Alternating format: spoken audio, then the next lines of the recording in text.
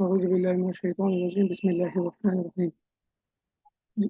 Basically जो आज का सेशन जो रखा गया है ना, स्टॉक मार्केट इन्वेस्टमेंट के ऊपर, तो इसका जो फोकस एरिया है अभी, इसका जो हम कवर करेंगे, तो ये बेसिक हम कवर करेंगे कि एग्जैक्टली स्टॉक मार्केट होता क्या है। उसके पहले सबसे पहले हम ये जो टॉपिक्स एजेंडा है हमारा मीटिंग का, वो हम कवर करेंगे कि एग्जैक्टली मनी मैनेजमेंट क्या है, पैसे को मैनेज करना क्यों ज़रूरी है, और कितने पैसे से हम इन्वेस्टमेंट कर सकते हैं।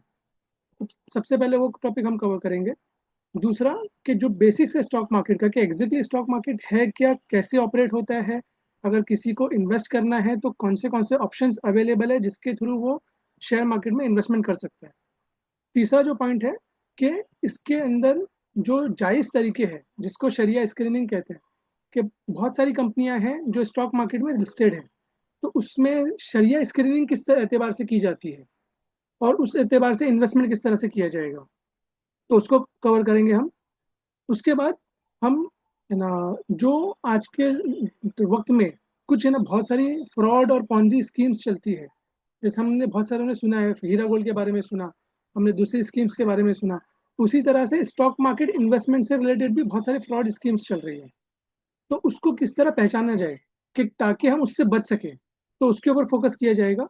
उसके साथ में एक लर्निंग गाइड है कि अगर किसी को स्टॉक मार्केट इन्वेस्टमेंट करने के एतबार से सीखना है तो किस एतबार से वो सीख सकता है, कौन से ऑप्शंस अवेलेबल है, उसके बारे में आज के इंशाल्लाह टॉपिक में हम कवर करेंगे। और इंशाल्लाह हो सकेगा तो फ्यूचर में जो बाकी के टॉपिक्स है, जो फंडामेंटल एनालिसिस है कि कंपनियों को एनालाइज किस तरह से किया जाता है, फिर एक टेक्निकल एनालिसिस है कि चार्ट को किस तरह से देखा जाता है, कि किसी कंपनी के अंदर इन्वेस्टमेंट करना है तो किस एतबार से उसको डिसाइड किया जाए कि कौन से प्राइस पे लेना है, कब लेना है, कब बेचना है। और पोर्टफोलियो मैनेजमेंट कैसे करते हैं कि हमारा जो भी पूरी कीमत पैसा है हमारे पास, उसको किस एतबार से हम इन्वेस्टमेंट करें। तो इंशाल्लाह नेक्स्ट फ्यूचर में इंशाल्लाह कभी कोई सेशन होगा तो इसके अंदर इंशाल्लाह हम कवर करेंगे। अच्छा, इसमें सबसे पहले चीज़ मैं ये कहना चाहता हूँ कि मैं सेबी से रजिस्टर्ड इन्वेस्टमेंट एडवाइज़र नहीं हूँ। एक छोटा सा डिस्क्लेमर है ये। और ये जो प्रेजेंटेशन है पूरा, ये सिर्फ नॉलेज, एजुकेशन और लर्निंग पर्पस के लिए बनाया गया है, और इसके अंदर कोई रिकमेंडेशन नहीं दे रहा हूँ मैं। दूसरी चीज़ कि जो मैं बता रहा हूँ सिर्फ उसी की बुनियाद पर किसी को इन्वेस्टमेंट करना चाहिए, वैसा भी नहीं है। बहुत सारे दूसरी स्टडीज़ होती हैं, दूसरी मालूमात होती है, उसके बेस पे भी इंसान इन्वेस्टमेंट कर सकता है। तो हम सबसे पहले टॉपिक कवर शुरू करते हैं मनी मैनेजमेंट से। तो मनी मैनेजमेंट के अंदर जो सबसे पहला टॉपिक है कि सबसे पहले तो पैसे की अहमियत, कि एक तो कि इंसान पैसा कमाता है, लेकिन कमाने के साथ में उसको बचाना एक असल चीज़ है, और बचाने के साथ उसको कहीं पे इन्वेस्टमेंट करना भी इम्पोर्टेंट है।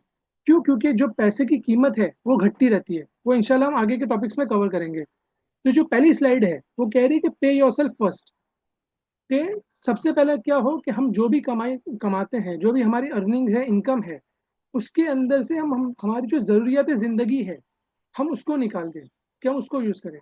उसके बाद जो आजकल का नॉर्मली ट्रेंड बन गया है कि हम फिर हमारी ख्वाहिशात के ऊपर चले जाते हैं, कि हमारी जो ज़रूरियात है वो जैसे ही पूरा हो गई, उसके बाद जो हमारे पास जो पैसा बचता है उसको हम हमारी ना ख्वाहिशात के ऊपर चले जाते हैं, कि कहीं घूमने चले गए, होटलों में खाने चले गए। जैसे आजकल हमारे यहाँ पे बॉम्बे के अंदर ढाबे का रिवाज बहुत आम है, तो वहाँ पे हम चले गए।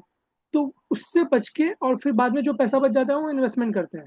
लेकिन होना क्या चाहिए कि हम पहले जो भी कमा रहे हैं उसके अंदर से हमारे जो ज़रूरत के खर्चे हैं हम पहले वो निकाल दें। उसके बाद कुछ अमाउंट हम इन्वेस्ट कर दें, सेव करें और इन्वेस्ट कर दें।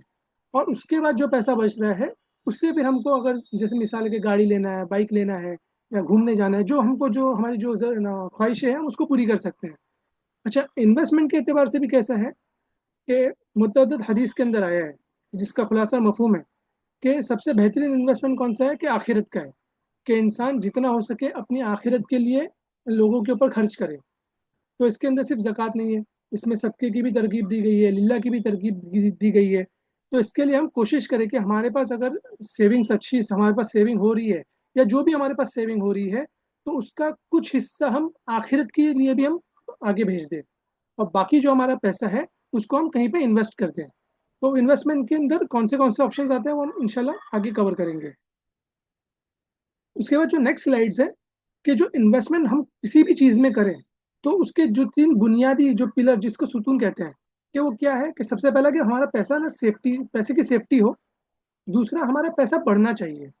और तीसरा, लिक्विड हो। लिक्विड का मतलब है कि जब हमारी मर्जी हो तब हम उसको निकाल सके, कि ऐसा नहीं हो कि हमने कहीं पे इन्वेस्टमेंट कर दिया लेकिन वो लिक्विड नहीं है, अब उसको हम निकाल नहीं सकते हैं। जैसे इसकी एक मिसाल देता हूँ, कि जो रियल एस्टेट इन्वेस्टमेंट है, कि आपने किसी प्रोजेक्ट के अंदर इन्वेस्ट किया, अब वो प्रोजेक्ट रुक गया, तो अब आपका उस प्रोजेक्ट से निकलना आपके लिए मुश्किल हो जाता है। तो इसी के लिए है ना, हमको ये 3 चीज़ें देखना चाहिए कि हमारा पैसा सेफ जगह पे लगे, उस वो बढ़ना चाहिए, और तीसरा कि उसका लिक्विड हो, कि हमको जब अगर निकालना हो तो हम निकाल सके उसको आसानी के एतबार से। उसका जो नेक्स्ट स्लाइड है, ये टाइम वैल्यू ऑफ मनी, ये एक फाइनेंशियल कॉन्सेप्ट है। अच्छा, बीच में एक सिर्फ कहना चाहूंगा कि अगर किसी को कोई ना वॉइस क्लियर नहीं लगे या कुछ ऐसा हो तो मैसेज पे ना कमेंट कर सकता है। हाँ, ये जो टॉपिक है टाइम वैल्यू ऑफ मनी, इसको मैं अगर सिंपल अल्फाज में कहूँ तो हम सबको पता है कि महंगाई, जिसको इन्फ्लेशन कहते हैं इंग्लिश के अंदर, और जिसको आम एतबार से महंगाई कहते हैं, कि जो पैसे की कीमत है वो हर दिन ब दिन घटती जाती है। कि जो एक साल पहले जो पैसे से, जैसे मिसाल है कि 1,000 रुपये से जो चीज़ एक साल पहले आती थी, वो एक साल के बाद उसी पैसे 1,000 रुपये से वो चीज़ वापस से आप मुश्किल है कि आप खरीद सके। क्यों? क्योंकि एक महंगाई बढ़ जाती है जिसकी वजह से वो चीज़ों के भाव कीमतें बढ़ जाती है, तो जिसकी वजह से पैसे की कीमत कम हो जाती है। तो उसकी एक मिसाल दी हुई है जो यहाँ पे आसानी से देखी जा सकती है, कि अगर किसी के पास 30,000 रुपये है, तो ये, सॉरी, ये महंगाई के ऊपर से है। एक मिनट,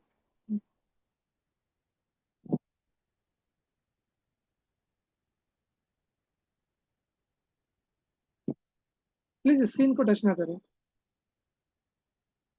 अच्छा,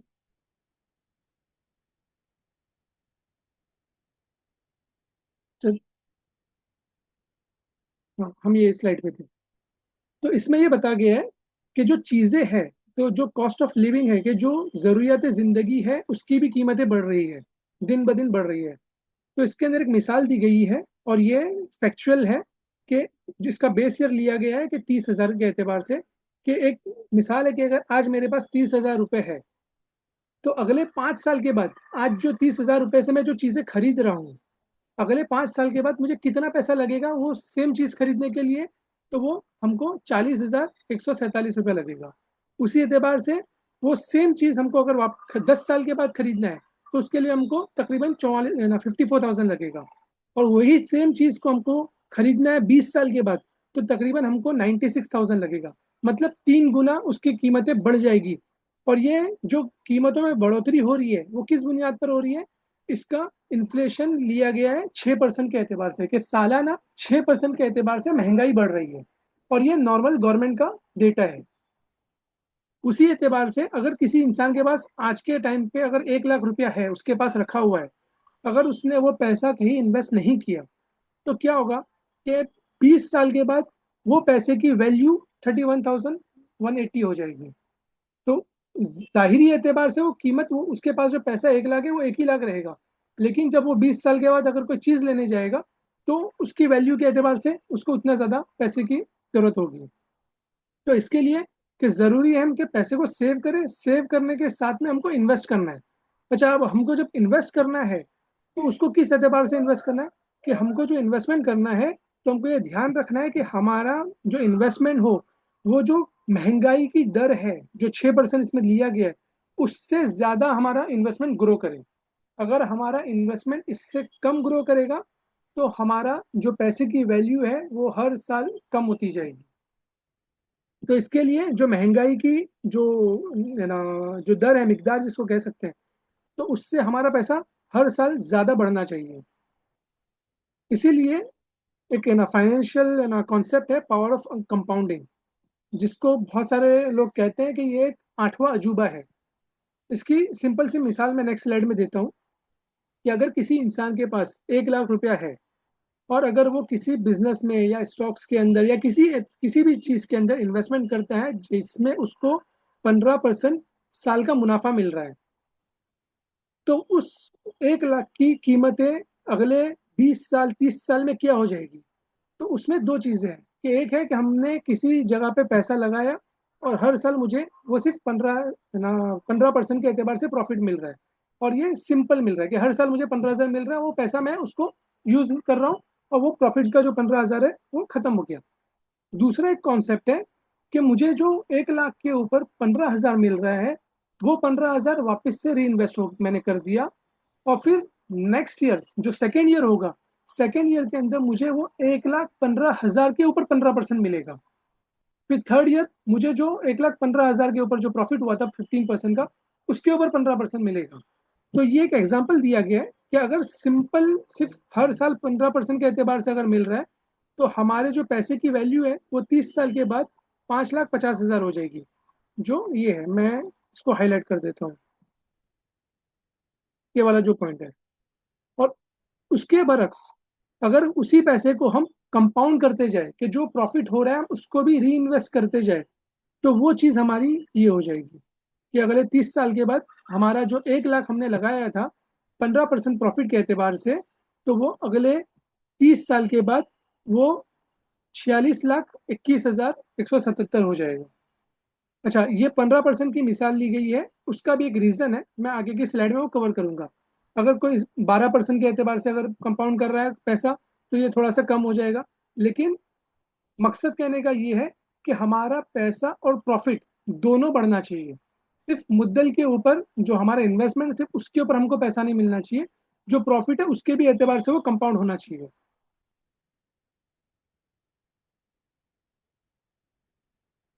नेक्स्ट स्लाइड है। मुझे थोड़ी है ना सर्दी जुकाम है, तो इसके लिए थोड़ी सी खांसी आएगी, तो इसके लिए माजरत चाहता हूँ। अच्छा, ये नेक्स्ट स्लाइड है। ये कह रही है कि delay in investing can be costly. जैसे मैंने शुरू में कहा था, शुरू करने से पहले, कि छोटे अमाउंट से भी अगर हम इन्वेस्टमेंट करें तो वो फ्यूचर में बहुत बड़ा अमाउंट हो सकता है। तो उसकी मिसाल हम यहाँ पे देख सकते हैं कि अगर किसी ने महीने के सिर्फ 3,000 रुपये के एतबार से इन्वेस्टमेंट किया, जो ऑप्शंस अवेलेबल है इन्वेस्टमेंट के, और वो पैसा 15% के एतबार से ग्रो हो रहा है, तो 30 साल के बाद उसकी जो कीमत हो जाएगी वो 2,10,00,000 हो जाएगी।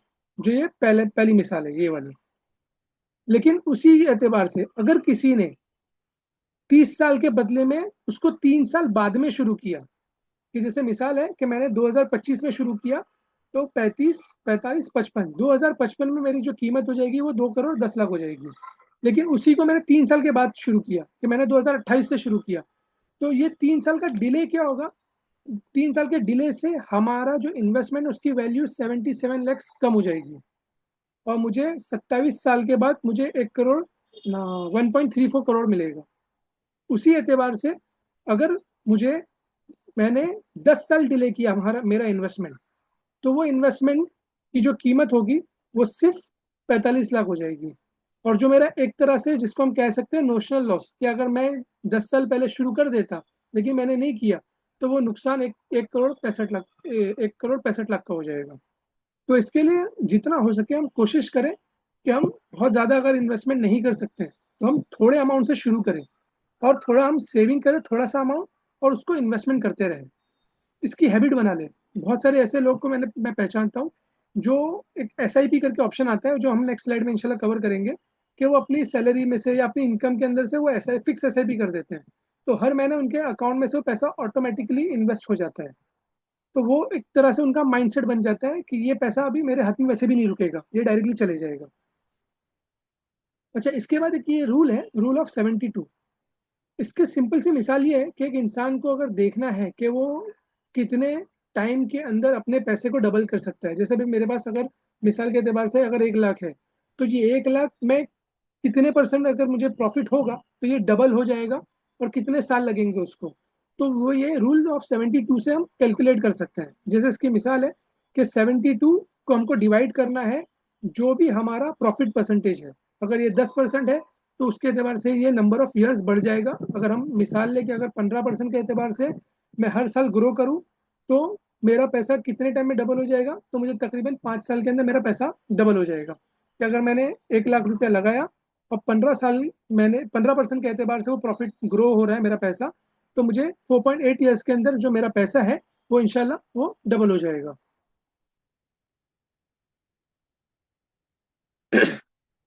अच्छा, इसमें से कुछ सवाल भी आ रहे हैं चैट के ऊपर, तो वो मैं इंशाल्लाह है ना अभी कवर नहीं कर रहा हूँ, है ना। मैं इंशाल्लाह वो बाद में कवर करूँगा। बोला ना, मेरी आवाज़ क्लियर है क्या? क्योंकि यहाँ पे एक मैसेज आया था कि आवाज़ क्लियर नहीं है।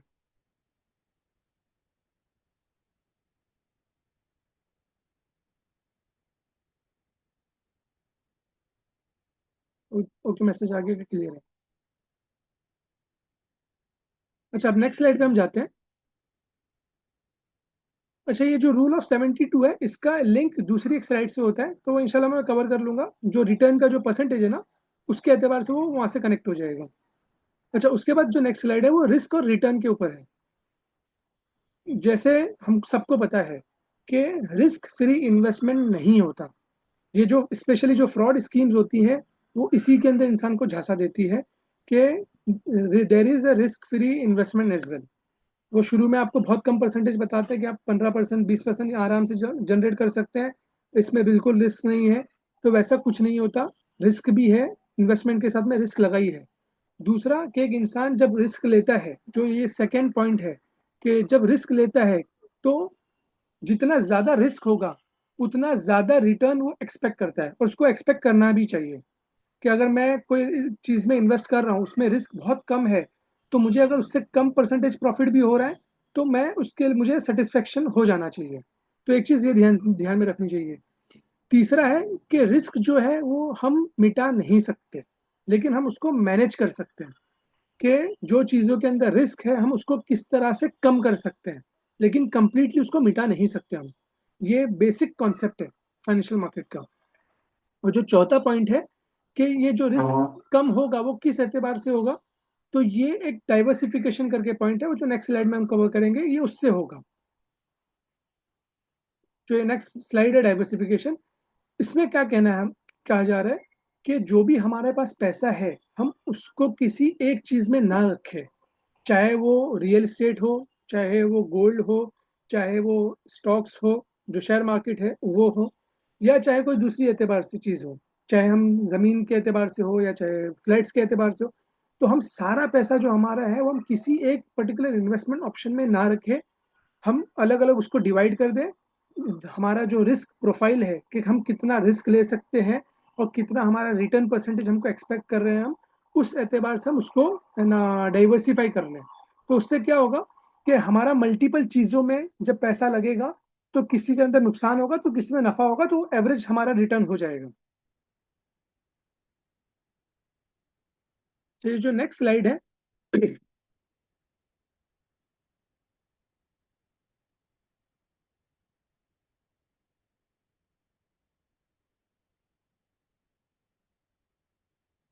ये एक है ना हिस्टोरिकल रिटर्न है, जो है ना एक्चुअल नंबर है कि इक्विटी मार्केट के अंदर अगर किसी ने इन्वेस्ट किया है। इक्विटी से मुराद है निफ्टी।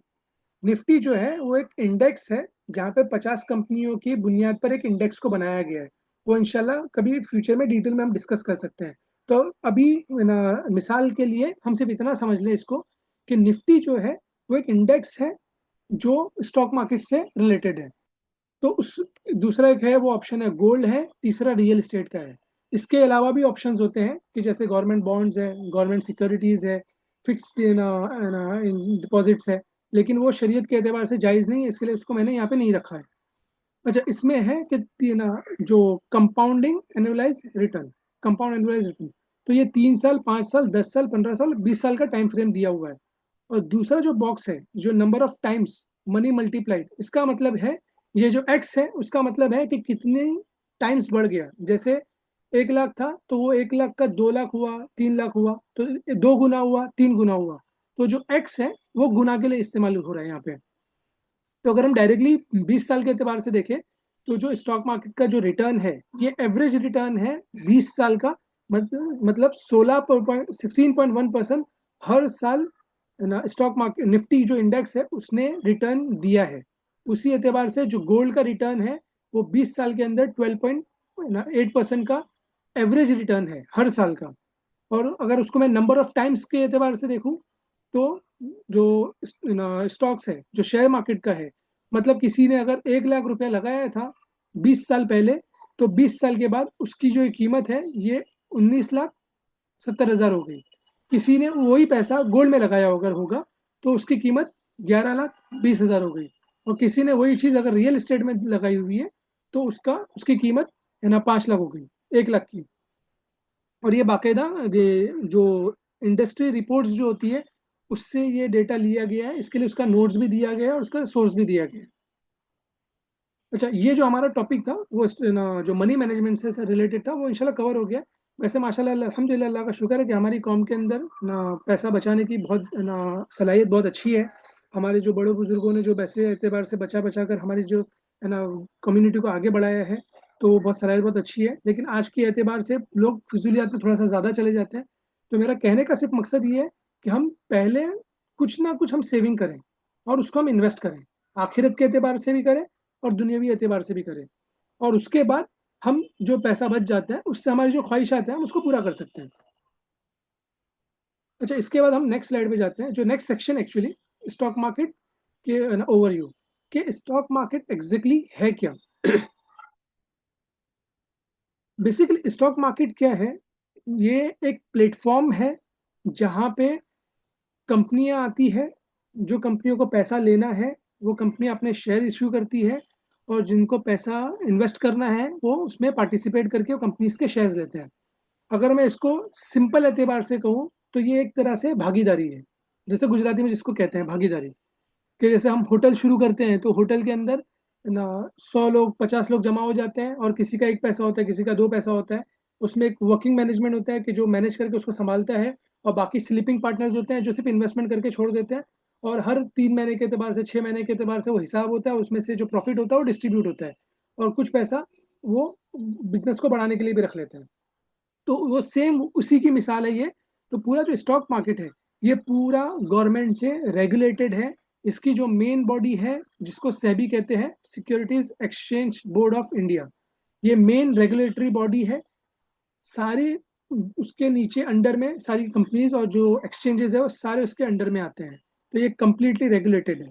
तो इसमें कौन सी बॉडीज आती है, इसमें एक स्टॉक एक्सचेंज होता है जिसको हम एनएससी और बीएससी के नाम से पहचानते हैं। इसके एक्सचेंज के थ्रू हम बाइंग और सेलिंग करते हैं। दूसरा है जो क्लियरिंग कॉरपोरेशन है, कि जब भी कोई इंसान कोई भी शेयर्स खरीदता है या बेचता है तो उसको फिर क्लियर कौन करता है, तो ये क्लियरिंग कॉरपोरेशन उसको क्लियर करती है। इसका मकसद क्लियरिंग कॉरपोरेशन का क्या है कि जिसने खरीदा है उससे वो पैसे लेगा, और जिसने बेचा है उसके अकाउंट से शेयर लेगा, और आपस में दोनों को जिसने बेचा था उसको पैसे मिल जाएंगे और जिसने खरीदा था उसको शेयर्स मिल जाएंगे। तीसरा है जो है वो डिपॉजिटरीज है। डिपॉजिटरी का काम ये है कि आप जो भी शेयर्स खरीदते हो तो पहले के ज़माने में आपको पेपर फॉर्म में दिया जाता था, अब वो नहीं दिया जाता। अब वो इलेक्ट्रॉनिक फॉर्म में उसको उन लोगों ने कन्वर्ट कर दिया है। तो डिपॉजिटरीज के अंदर दो है, एक एनएसडीएल करके है और एक सीडीएसएल है। ये डिपॉजिटरीज के अंदर आपका शेयर्स जमा हो जाता है और आपके नाम के ऊपर वो जमा हो जाता है, और बाकायदा उसका आपको कॉन्ट्रैक्ट नोट मिलता है, पूरी उसकी रिसीट और सारी सारी चीज़ें मिल जाती है। जैसे मिसाल के एतबार से कि बैंक है, कि बैंक के अंदर हम जब पैसा डिपॉजिट करते हैं तो बाद में हम हमारे अकाउंट के अंदर जाके स्टेटमेंट में चेक करते हैं तो उसमें सिर्फ अमाउंट बताता है कि इतना पैसा आपके अकाउंट में है।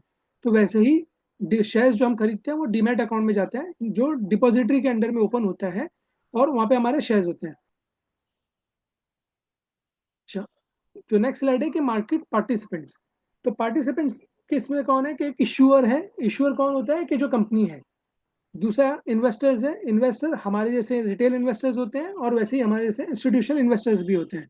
और एक इंटरमीडियरीज है।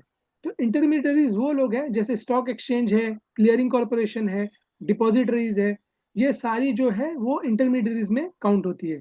कि ये जो जिसको पैसा चाहिए और जिसको पैसा इन्वेस्ट करना है वो दोनों के बीच के अंदर जो भी है उसको इंटरमीडिएट्स कहते हैं, कि वो सेटलमेंट का काम करते हैं लोग पूरा।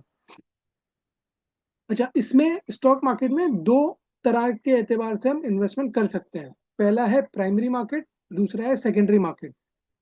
प्राइमरी मार्केट के अंदर जब जो कंपनी नए शेयर्स इशू करती है, कि जो कंपनी स्टॉक मार्केट में लिस्टेड नहीं है और उसको अभी अपने शेयर्स मार्केट में लिस्ट करना है, तो वो कंपनीज अपने स्टॉक मार्केट के अंदर आके आईपीओ लॉन्च करती है जिसको कहते हैं इनिशियल पब्लिक ऑफरिंग। और वो कौन होता है, कि वो यूजर ऑफ फंड्स है। कि कंपनीज क्या है, यूजर ऑफ फंड्स है, वो इंटरमीडियरी के थ्रू जो सप्लायर ऑफ फंड है, मतलब जो इन्वेस्टर्स है, उनका पैसा ले लेती है और अपने शेयर्स उनको दे देती है। और जो शेयर्स में इन्वेस्टमेंट होता है उसका, उस एक बार जैसे कंपनी ने शेयर्स इशू की, मैंने आईपीओ के अंदर सब्सक्राइब किया, मैंने पैसा लगा दिया, अब मेरे अकाउंट में शेयर्स आ गए। अब मुझे क्या करना है, तो वो कंपनी प्राइमरी मार्केट से फिर वो सेकेंडरी मार्केट में चली जाएगी। अब एक बार कंपनी लिस्ट हो गई स्टॉक एक्सचेंज के ऊपर, अब उसके शेयर्स जो है वो ट्रेड होंगे, कि डेली बेसिस पे वो शेयर्स की ट्रेडिंग होती है, कि कोई उसको खरीदेगा, कोई उसको बेचेगा।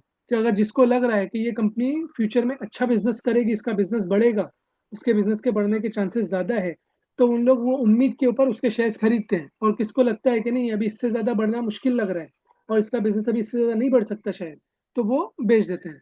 तो ये बाइंग और सेलिंग जो होती है सेकेंडरी मार्केट में, ये सेकेंडरी मार्केट में होती है। प्राइमरी मार्केट में कंपनी शेयर इश्यू करती है और इन्वेस्टर पैसा देके शेयर्स को अपने पास ले लेता है। सेकेंडरी मार्केट में बाइंग और सेलिंग होती है जो इलेक्ट्रॉनिक प्लेटफॉर्म पे होती है, जहां पे आपको नहीं पता चलता कि आपके सामने कौन खरीद रहा है, और बेचने वाले की भी कोई इंफॉर्मेशन पता नहीं चलती हमको। और ये जो बाइंग और सेलिंग होती है, ये ब्रोकर के थ्रू होती है। सॉरी। तो बीच में जब भी किसी को शेयर्स खरीदना है या शेयर्स या बेचना है, तो उसको सबसे पहले कुछ अकाउंट्स की ज़रूरत होती है। वो इंशाल्लाह मैं नेक्स्ट स्लाइड में कवर करूंगा, और वो ब्रोकर के थ्रू ना किया जाता है। अच्छा, ये कुछ और मिसाल है प्राइमरी और सेकेंडरी मार्केट की। कि प्राइमरी मार्केट में क्या होता है कि हम जो नए कंपनी नए शेयर्स इशू करती है, और जो प्राइस होता है वो कंपनी डिसाइड करती है based on demand and supply. लेकिन सेकेंडरी मार्केट में क्या होता है कि मार्केट के अंदर जो बाइंग और सप्लाई, डिमांड और सप्लाई है, उसके हिसाब से मार्केट के अंदर डिसाइड होता है। इसमें कंपनी का कोई इन्वॉल्वमेंट नहीं होता। कि जब भी एक बार कंपनी के शेयर्स लिस्ट हो गए, उसके बाद वो शेयर्स ऊपर जाएंगे, वो शेयर्स नीचे जाएंगे, वो पूरा सेकेंडरी मार्केट के अंदर लोगों के एतबार से डिसाइड होता है। कि किसी को लग रहा है कि वो ऊपर जाएगा तो वो खरीद रहा है, किसी को लग रहा है कि वो नीचे जाएगा तो वो बेच रहा है। तो वो लोग डिसाइड करते हैं सेकेंडरी मार्केट के अंदर।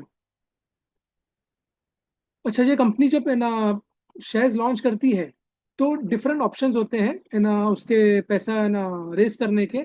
तो उसमें से एक ऑप्शन ये है कि आईपीओ, इनिशियल पब्लिक ऑफरिंग। और उसमें दो ऑप्शंस होते हैं कि एक फ्रेश इशू होता है। मैं अभी सिर्फ इसी के ऊपर रुकता हूँ, बाकी की चीज़ों के ऊपर नहीं जाऊंगा। अच्छा, ये जो था ये बेसिक था, कि जो बेसिक बाइंग और सेलिंग स्टॉक मार्केट में होती है उसके एतबार से था। अच्छा, दूसरा एक ऑप्शन है, एक तो है कि डायरेक्ट इन्वेस्टमेंट, कि मुझे अगर शेयर मार्केट में इन्वेस्टमेंट करना है तो मैं डायरेक्टली ब्रोकर के थ्रू अकाउंट ओपन करूं और मैं डायरेक्टली इन्वेस्टमेंट कर दूं, और मैं खुद बाइंग और सेलिंग करूं। ये एक ऑप्शन था। दूसरा एक ऑप्शन है वो जो है म्यूचुअल फंड के थ्रू। म्यूचुअल फंड क्या है कि ये एक कंपनी होती है, वो एक कंपनी एक फंड मैनेजर को अपॉइंट करती है। ये फंड मैनेजर को स्टॉक मार्केट का एक्सपीरियंस होता है। वो कंपनी मार्केट के अंदर अपने म्यूचुअल फंड के यूनिट्स लॉन्च करते हैं। वो यूनिट्स को हम, हमारे आम जैसे लोग उसको सब्सक्राइब करते हैं। हम, हमारे पास वो यूनिट्स आते हैं और हमारे पैसे वो फंड में जाते हैं। और वो फंड वाले वो पैसे को स्टॉक मार्केट में इन्वेस्टमेंट करते हैं, और फिर जो रिटर्न जनरेट होता है वो रिटर्न डिस्ट्रीब्यूट हमको कर देते हैं। अच्छा, उसमें कंपनी या जो फंड मैनेजर उनको क्या मिलता है, तो उसके अंदर से वो कुछ अमाउंट चार्ज करते हैं, जिसको परफॉर्मेंस फी बोलते हैं, है ना, मैनेजमेंट फी बोलते हैं। तो ये थोड़ा सा सर्टेन परसेंटेज प्रॉफिट वो आपका वो चार्ज कर लेते हैं।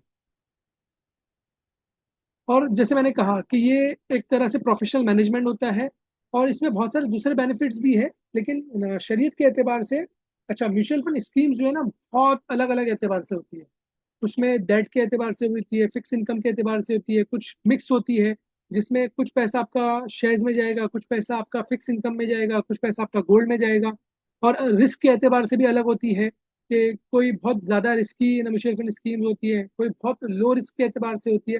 तो अलग अलग स्कीम्स होती है। फिलहाल इंडिया में शरीयत के एतबार से दो या तीन ही म्यूचुअल फंड स्कीम्स हैं जो जायज़ है। उसके अलावा बाकी जितनी भी है, हज़ारों के एतबार से, मेरे जहाँ तक मेरी मालूमात है कि बहुत ज़्यादा है, वो सारी के सारी नाजायज़ है। अच्छा, उसके बाद मिसाल है कि अगर किसी ने डिसाइड किया कि मुझे इन्वेस्टमेंट करना है, उसके बाद अगर उसको इन्वेस्टमेंट करना है तो किस एतबार से कर सकते हैं? तो एक तो है कि हम डायरेक्टली, हमारे पास अगर थोड़ा ज़्यादा पैसा है, हमने डायरेक्टली पैसा लगा दिया और खुद बाइंग और सेलिंग कर रहे हैं। दूसरा एक कॉन्सेप्ट है स्टॉक मार्केट के अंदर जिसको कहते हैं SIP, सिस्टमेटिक इन्वेस्टमेंट प्लान। और एक कॉन्सेप्ट है systematic withdrawal plan. Investment plan क्या है? जो SIP है इसका मतलब क्या है कि हर महीना, जैसे मैंने एक मिसाल दी थी मनी मैनेजमेंट के अंदर, कि हर महीना मैं 30,000 रुपए इन्वेस्ट कर रहा हूँ मार्केट के अंदर। तो वो मैंने मिसाल है कि जैसे एक जो शरीयत के एतबार से जो जायज़ म्यूचुअल फंड है, मैंने उसके अंदर हर महीने 3,000 का SIP कर दिया। तो ये क्या होगा कि हर महीने मेरे अकाउंट से वो 3,000 रुपया वो म्यूचुअल फंड में चले जाएगा और वो हर महीना जाते ही रहेगा।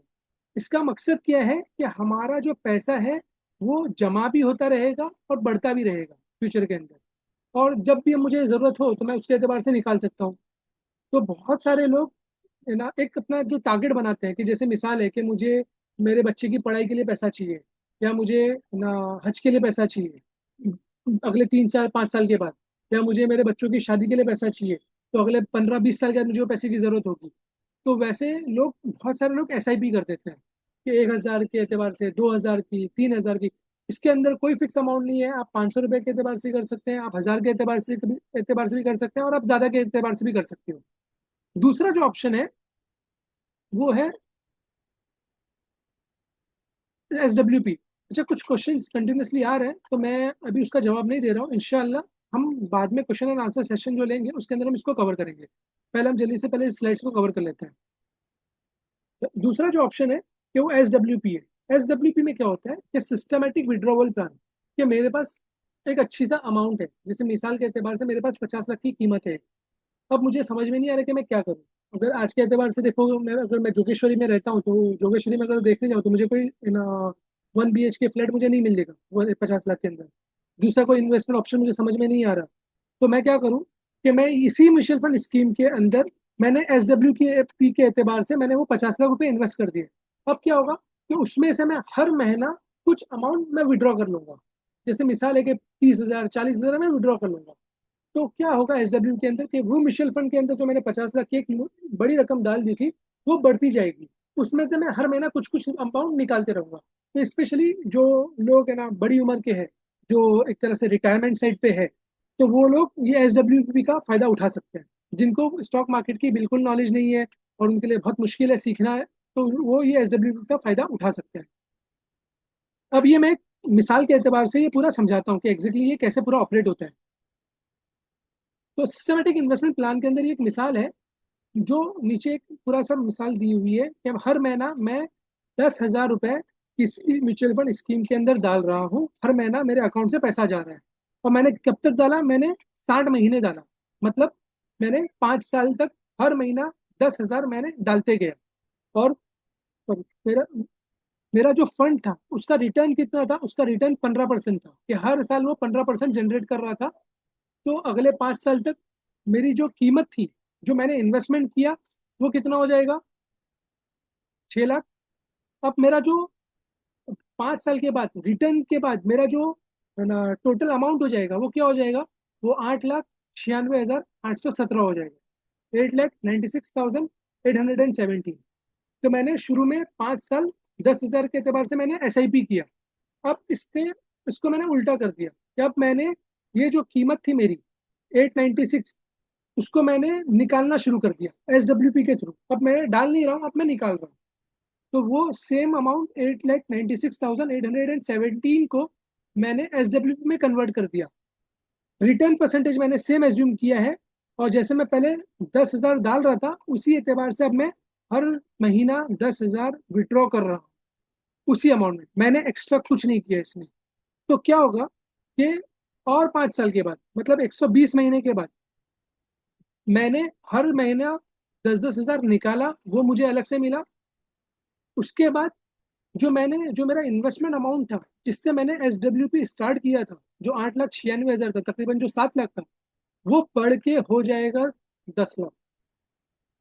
इसका मतलब है कि मेरा जो इन्वेस्टमेंट था वो बढ़ेगा भी, और उसमें से मैं कुछ पैसा निकालते भी रहूंगा।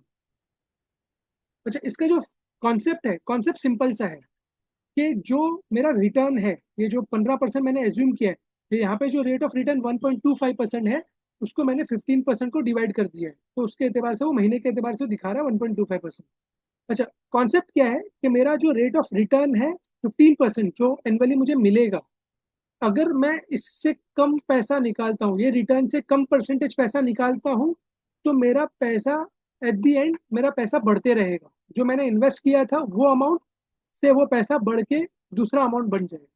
लेकिन अगर जैसे मेरा पैसा 15% के एतबार से बढ़ रहा है, लेकिन मैंने जो विड्रॉवल किया है, जैसे मिसाल है यहाँ पे कि मैंने 10,000 के बदले में मैंने 30-40 हजार के एतबार से विड्रॉवल करना शुरू कर दिया, तो फिर चांसेस है कि यह पैसा आपका 10 लाख नहीं होगा, ये पैसा आपका 7 लाख 9 लाख के बदले में और कम हो जाएगा।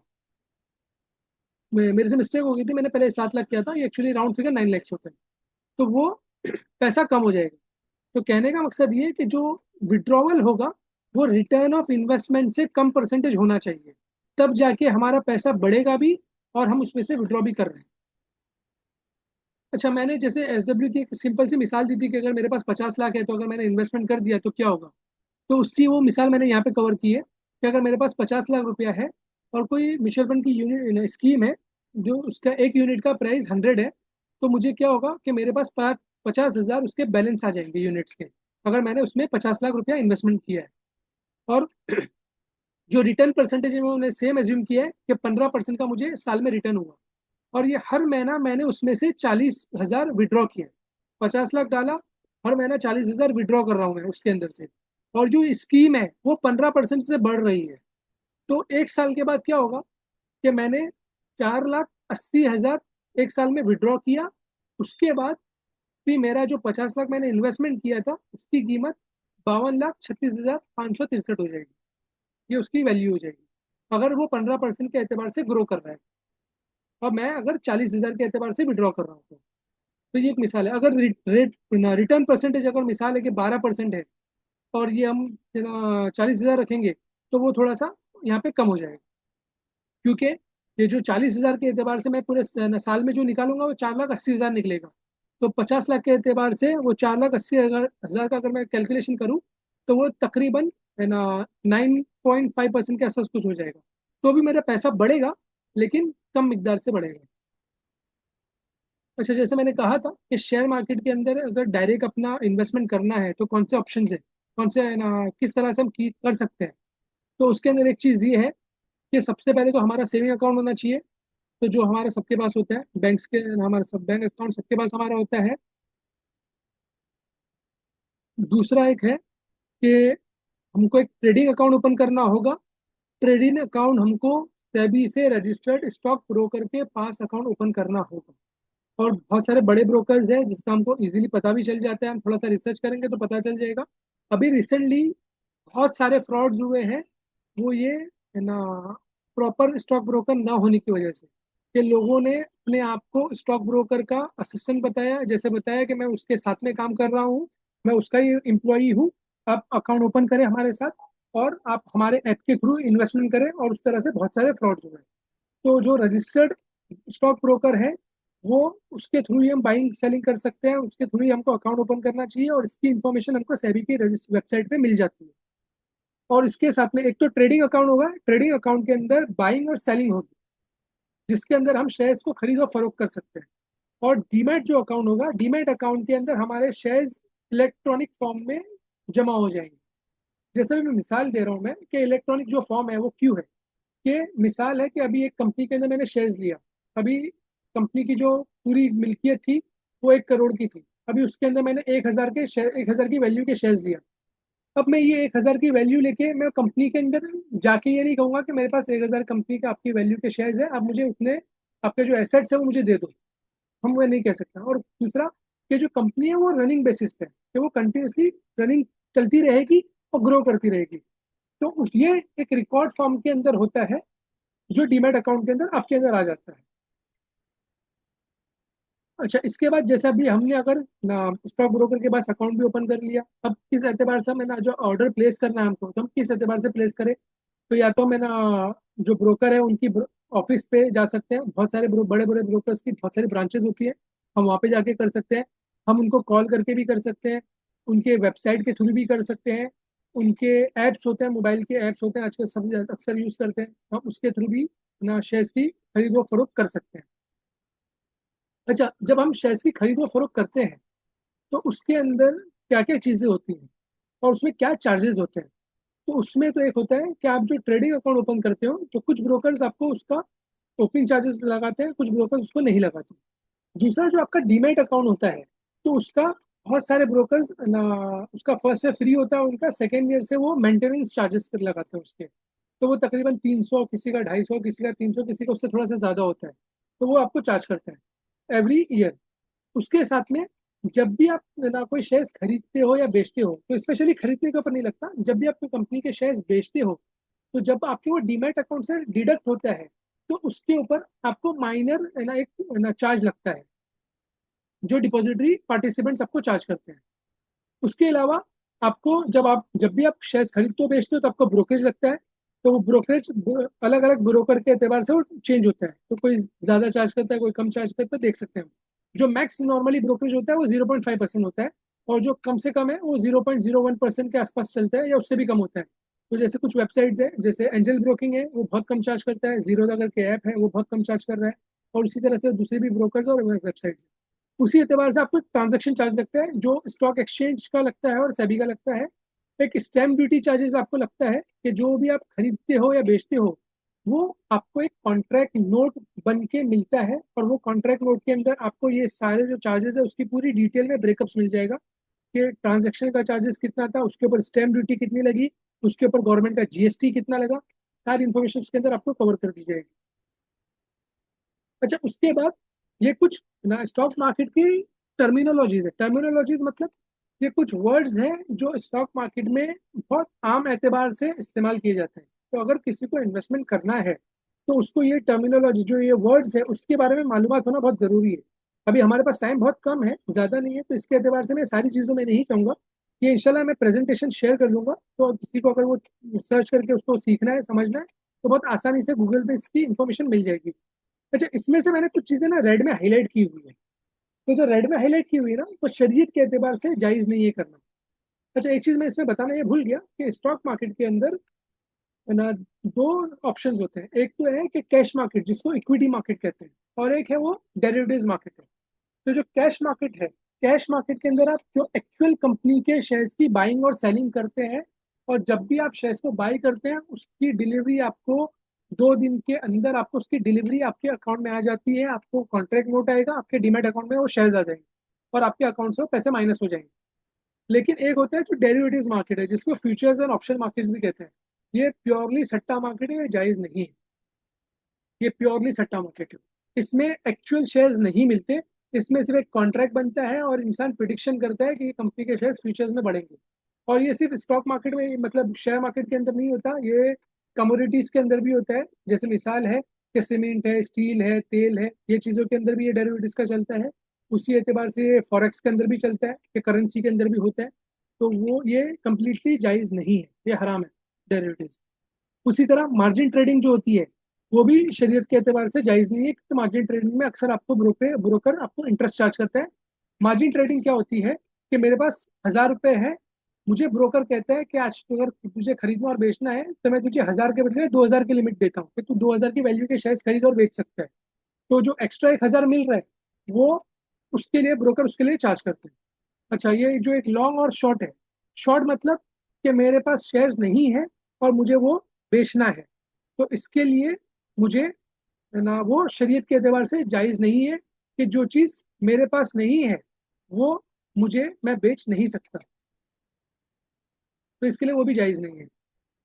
उसी एतबार से कुछ दूसरी टर्मिनोलॉजीज है, वो सेक्टर के एतबार से, फिर कंपनी के फाइनेंशियल रिपोर्ट के एतबार से कि किसको क्या कहा जाता है, तो वो इंशाल्लाह इंसान गूगल करके इसको सीख सकता है।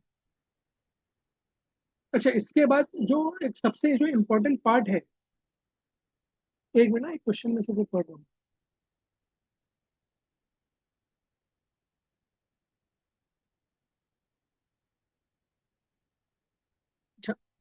अच्छा, जैसे अभी हमने ये कवर कर लिया कि तो पैसे को किस एतबार से मैनेज करना है, दूसरा कि स्टॉक मार्केट एग्जैक्टली क्या है, किस एतबार से इन्वेस्टमेंट होगा। अब थर्ड ऑप्शन जो थर्ड पॉइंट है वो ये है शरिया स्क्रीनिंग।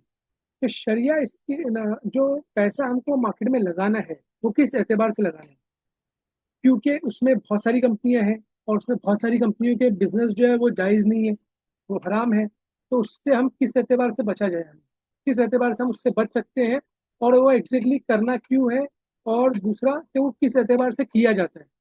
तो इसको सबसे सिंपल तरीके से अगर कहा जाए तो हम सबका यकीन है कि जो हमारी रोजी का देने वाला है कि वो अल्लाह है ना, और हमको कितना मिलेगा वो भी कौन डिसाइड कर रहा है, तो वो अल्लाह डिसाइड कर रहा है। तो कहने का मकसद ये है कि हम उस ऐसी कंपनियों में क्यों इन्वेस्टमेंट करें, या ऐसा इन्वेस्टमेंट ऑप्शन के अंदर हम क्यों इन्वेस्ट करें जहां पर जो जायज़ नहीं है, क्योंकि हमारी रोजी अल्लाह ने लिख दी है, वो हमको मिलेगी। अब हमको उसके लिए मेहनत करनी है और कोशिश करनी है। तो हम जो जायज़ तरीके हम उसके अंदर इन्वेस्टमेंट करें और उसी के अंदर हम वो मेहनत करें, तो इंशाल्लाह हमको अल्लाह उसमें ही वो दे देगा जो नाजायज़ तरीके से मिलने वाला था। अच्छा, अब जो इसको जो शरिया स्क्रीनिंग होती है तो वो क्यों करना है? कि मिसाल है कि ना, जो बॉम्बे स्टॉक एक्सचेंज है उस वहाँ पे तकरीबन ना 5,500 के आसपास कंपनियां हैं। तो उसमें से कुछ कुछ कंपनीज हैं जो शरिया में कम्प्लीटली नाजायज़ है, जैसे बैंक्स है तो वो कम्प्लीटली नाजायज़ है, लीकर कंपनीज है। तो वैसे बहुत सारी कंपनीज हैं जो कम्प्लीटली नाजायज़ होती हैं, जहाँ पे आप इन्वेस्टमेंट नहीं कर सकते।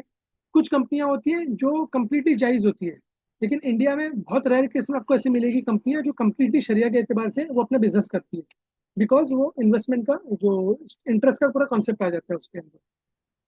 अच्छा, कुछ कंपनियां ऐसी होती है कि जिनका जो मेन बिजनेस है वो सही है, लेकिन जो तरीके से वो बिजनेस कर रही है वो सही नहीं है। जैसे मिसाल है कि टाटा मोटर्स है, कि टाटा मोटर्स अपनी गाड़ी बनाती है और मार्केट में बेचती है, या मारुति है जो अपनी गाड़ियां बनाती है और मार्केट में बेचती है, तो ये बिजनेस जायज है, ये कोई भी कर सकता है। लेकिन वो किस बुनियाद पर, किस एतबार से वो बिजनेस कर रहे हैं, कि वो अपना खुद का पैसा लगा के कर रहे हैं, या वो पूरा पैसा है ना बैंक से इंटरेस्ट पे सूदी निज़ाम के एतबार से लेके कर रहे हैं।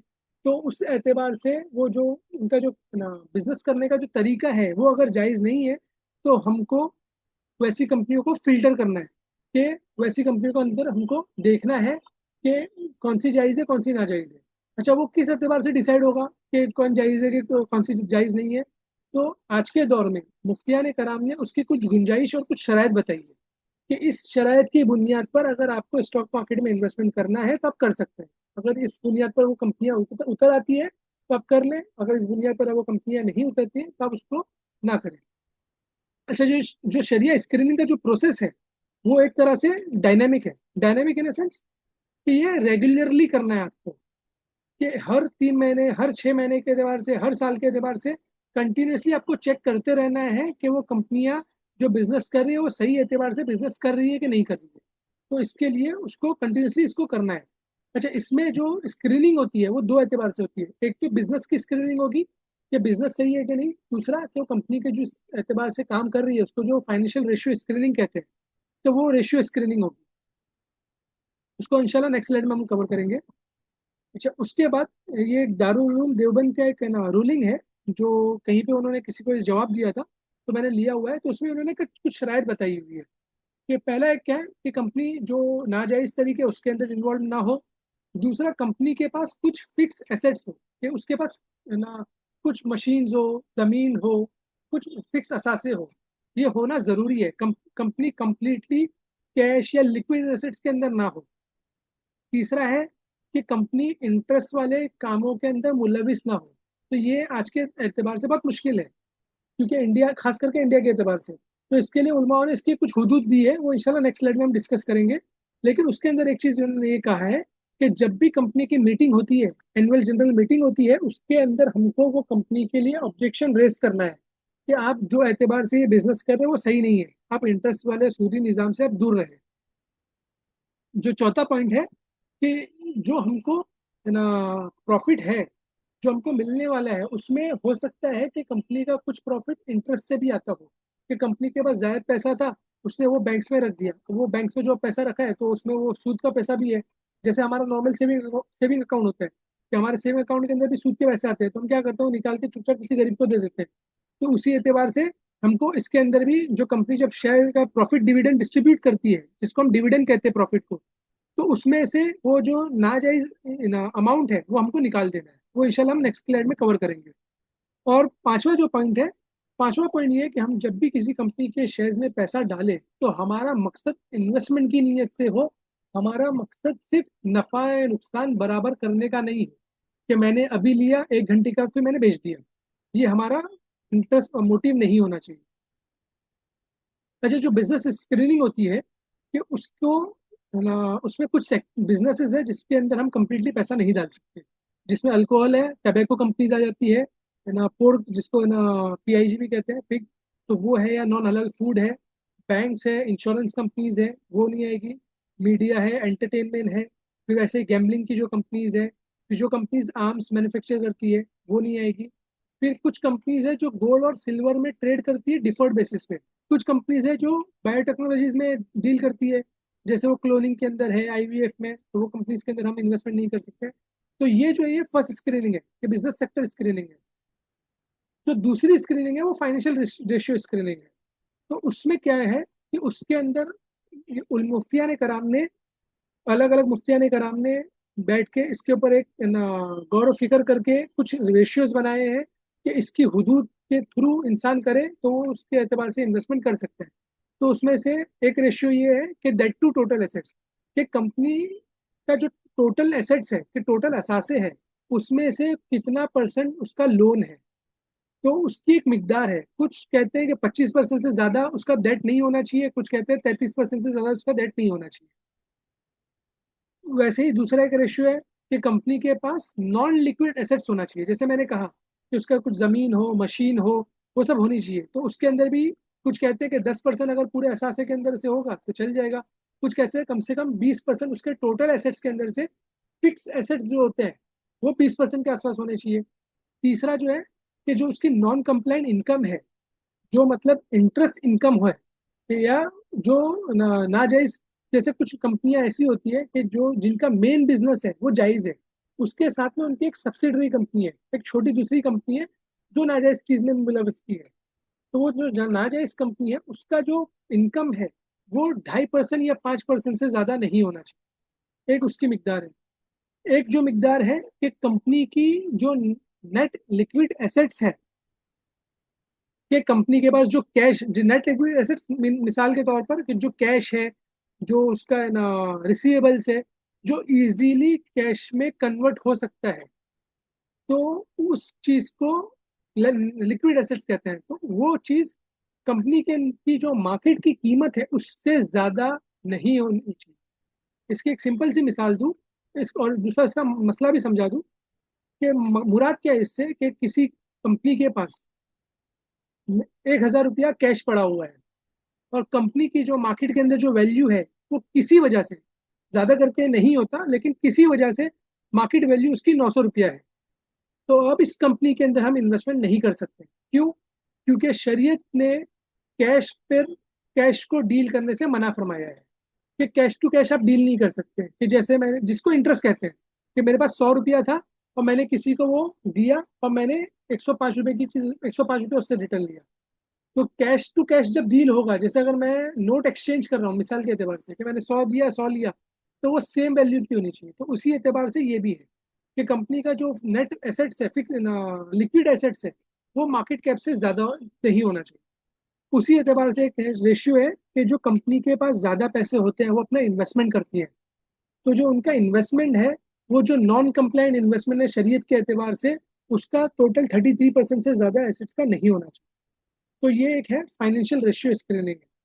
अच्छा, इसके अंदर एक चीज ये ऐड करना था कि बहुत सारे ना आजकल फाइनेंशियल स्क्रीनिंग, शरिया स्क्रीनिंग के एप्स हैं, वेबसाइट्स हैं, जो डिफर करते हैं। मतलब किसी के अंदर कोई कंपनी जायज बताता है, किसी के अंदर कोई कंपनी नाजायज बताता है। तो अब उसको हम कैसे पहचानें कि कौन सा सही है कौन सा गलत है? तो उसको, उसके लिए सबसे पहले तो हम एक चीज़ करें कि हम अपने जो पहचान वाले मुफ्ती कराम है उनके पास जाए और उनको वो जो स्क्रीनिंग की मेथड है हम उनको बताएं कि ये स्क्रीनिंग मेथड है, ये एतबार से ये कंपनी इसको स्क्रीन कर रही है, तो ये जायज़ होगा कि नहीं होगा, हम उसको वो पूछ ले। दूसरा जो डिफरेंस है ना, वो डिफरेंस किस बुनियाद पर है कि कंपनी के जो टोटल एसेट्स है, कोई लोग कंपनी के एसेट्स के बुनियाद पर करते हैं और कोई लोग जो रेशियो कैलकुलेट करते हैं वो उसकी मार्केट की कीमत के एतबार से करते हैं। तो इसके लिए लिस्ट अलग होती है कि टाटा मोटर्स किसी की लिस्ट के अंदर जायज़ होगा, टाटा मोटर्स किसी की लिस्ट में नाजायज़ होगा। बिकॉज कोई एसेट्स के ऊपर करेगा और कोई मार्केट कैपिटलाइजेशन के ऊपर करेगा, कि जो मार्केट में उसकी कीमत है उसके एतबार से। उसी तरह से लिमिट्स अलग है, तो कोई 25% के ऊपर रुक जाता है और कोई है ना आपका 33% तक चले जाता है। उसी एतबार से कोई कहता है कि मैं सिर्फ जो एनुअल रिपोर्ट होती है, जो साल की रिपोर्ट आती है जिसको ऑडिटर ऑडिट करता है, मैं सिर्फ उसी रिपोर्ट के एतबार से स्क्रीनिंग करूंगा। और कोई कहता है कि मैं उसकी हाफ ईयरली रिपोर्ट को भी मैं चेक करूंगा, मैं उसकी क्वार्टरली रिपोर्ट को भी चेक करूंगा और उसके एतबार से करूंगा। तो इसके लिए हमको क्या करना चाहिए कि हम जिसके ऊपर भी हमारा दिल बैठता है कि ये लोग सही एतबार से कर रहे हैं, उसकी स्क्रीनिंग की जो मेथोडोलॉजी है वो हम किसी मुफ्ती साहब के पास लेके जाए, उनको बताएं और फिर हम उनसे पूछे कि ये उनके एतबार से ये सही है कि नहीं है, और फिर उसके एतबार से हम इसमें वो चेक करें। अच्छा, जैसे मैंने शुरू में कहा था डिविडेंड प्यूरिफिकेशन का, तो डिविडेंड क्या होता है कि जो कंपनी सालाना जो प्रॉफिट कमाती है उसमें से कुछ पार्ट वो अपने शेयर होल्डर्स को दे देती है और कुछ पार्ट वो अपने पास रखती है फ्यूचर ग्रोथ के लिए। तो जो पार्ट हमको मिल जाता है उसमें से हमको प्योरीफाई करना, मतलब हमको वो जो नाजायज रकम है, प्रॉफिट है, वो निकाल देना है। तो उसमें जो इंटरेस्ट इनकम है वो, और जो नाजायज बिजनेस से जो इनकम उनको हुई है, जो 2.5 टू 5% की जो लिमिट ना स्कॉलर्स ने दी है, तो उससे अगर कुछ इनकम हुई है तो वो अमाउंट को हमको निकाल के किसी को भी दे देना है। इसको प्यूरिफिकेशन कहते हैं, कि हमारे पैसों को हम एक तरह से पाक कर रहे हैं। अच्छा, उसके बाद जो नेक्स्ट है कि ये इंटरडे ट्रेडिंग से रिलेटेड है, और ये बहुत अहम मसला है आज के एतबार से, क्योंकि आज बहुत सारे लोग इसके अंदर ना या तो इसको कर रहे हैं या तो उनको पता नहीं है, उस एतबार से कर रहे हैं। और इसके अंदर मुफ्तियान कराम की भी अलग अलग राय है, उलमा कराम अलग अलग इसमें राय देते हैं। तो उसमें से कुछ चीज़ें मैंने जमा की है। मेरी पर्सनल राय के एतबार से भी इंसान अगर इसको ना करे तो बेहतर है, परहेज करना चाहिए। इंट्राडे ट्रेडिंग, डे ट्रेडिंग नहीं करना चाहिए। इसका मतलब ये है कि आज लिया मैंने और आज बेच दिया, सुबह में 9 बजे 9:30 बजे लिया और मैंने 1 घंटे में बेच दिया, 2 घंटे में बेच दिया। उसमें पहली जो कंडीशन है जिसको कहते हैं मशरूत बे, इस ये क्या कहना चाह रहे हैं कि आज जब मैं कोई भी शेयर खरीदता हूँ तो मुझे ब्रोकर पूछता है कि आपको ये इंट्राडे के लिए खरीदना है या डिलीवरी के लिए खरीदना है।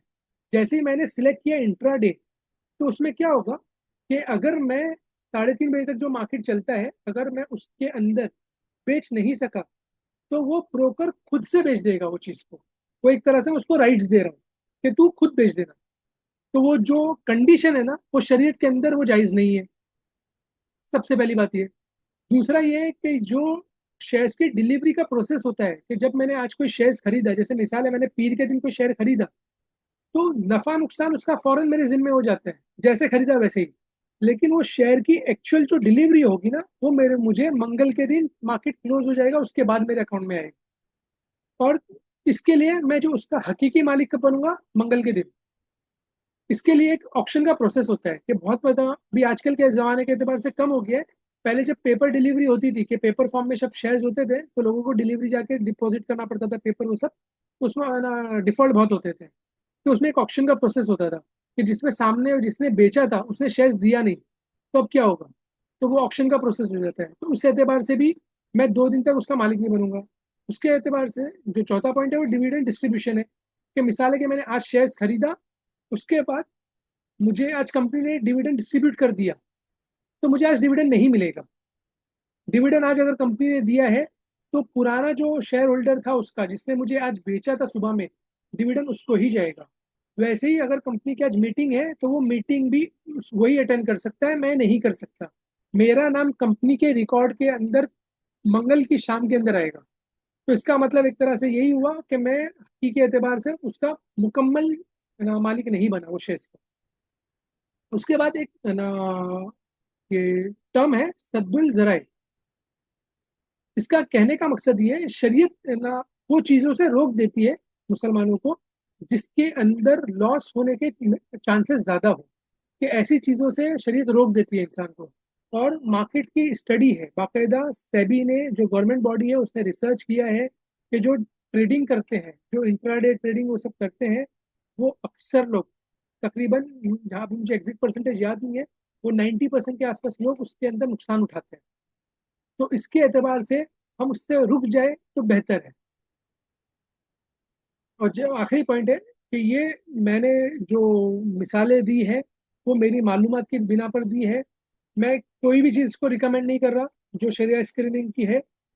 हर इंसान अपने एतबार से जो अपने पहचान वाले मुफ्ती है उनसे मिले, उनसे कंसल्ट करे और उनसे बात करे और उनको पूरी स्क्रीनिंग मेथोडोलॉजी बताए, और उसके बाद वो जो कहे कि हाँ ये सही है ये नहीं है, उसके एतबार से वो इन्वेस्टमेंट करे। अच्छा, अब इन्वेस्टमेंट, ये सारी चीज़ें हो गई। अब इन्वेस्टमेंट हमको करना कैसे है, कि किस कंपनी में लगाना है और कब पैसा लगाना है, तो वो इंशाल्लाह वो ये सेशन में हम कवर नहीं करेंगे, जिसको फंडामेंटल एनालिसिस और टेक्निकल एनालिसिस कहते हैं। वो बहुत डिटेल में और बहुत बड़ा सेशन है, तो इंशाल्लाह उनको उसको हम कभी फ्यूचर में कवर करेंगे।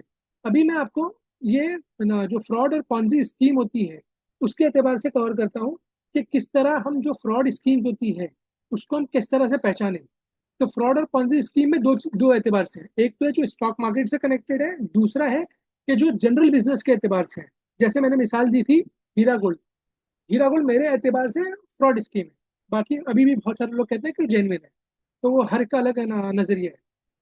अब स्टॉक मार्केट में जो फ्रॉड स्कीम्स हो रही है तो उसको हम कैसे ना उससे बचे।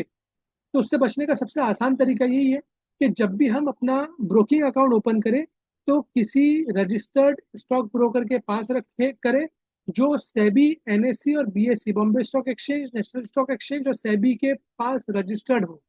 और ये हर ब्रोकर आपको अपना रजिस्ट्रेशन नंबर प्रोवाइड करेगा, तो हम ये लेके क्रॉस वेरिफिकेशन सेबी की वेबसाइट से भी कर सकते हैं। तो हम वो सबसे पहले चेक करें। अगर कोई आपको कहता है कि मैं एडवाइजर हूँ या मैं सब ब्रोकर हूँ फला ब्रोकर का, तो हम क्या करें कि हम वो मेन ब्रोकर से चेक करें।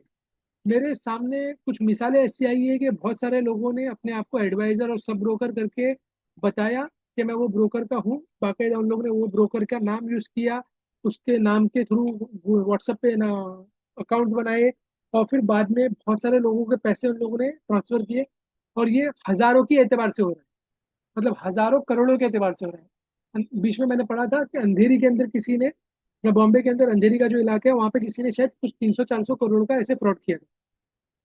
तो इसके लिए हम पहले मेन ब्रोकर से कंफर्म करें। तीसरा, कि अगर कोई कहता है कि आपको एश्योर्ड और अच्छा रिटर्न मिलेगा, जैसे बहुत सारे लोग कहते हैं कि आपको महीने का 5% मिलेगा, महीने का 10% मिलेगा। अगर कोई ऐसा कहता है तो समझ लेना कि ये एक रेड फ्लैग है, ये फ्रॉड है। क्योंकि कोई रिस्क नहीं है, ऐसा कोई चीज़ नहीं है मार्केट में। रिस्क होना ही होना है, और stock market subject to risk है, इसमें पैसा बनता भी है पैसा डूबता भी है। वो फिर आपके ऊपर डिपेंड करता है कि आप किस एतबार से उसमें इन्वेस्टमेंट करते हैं, कौन सी कंपनी में आप इन्वेस्टमेंट करते हैं।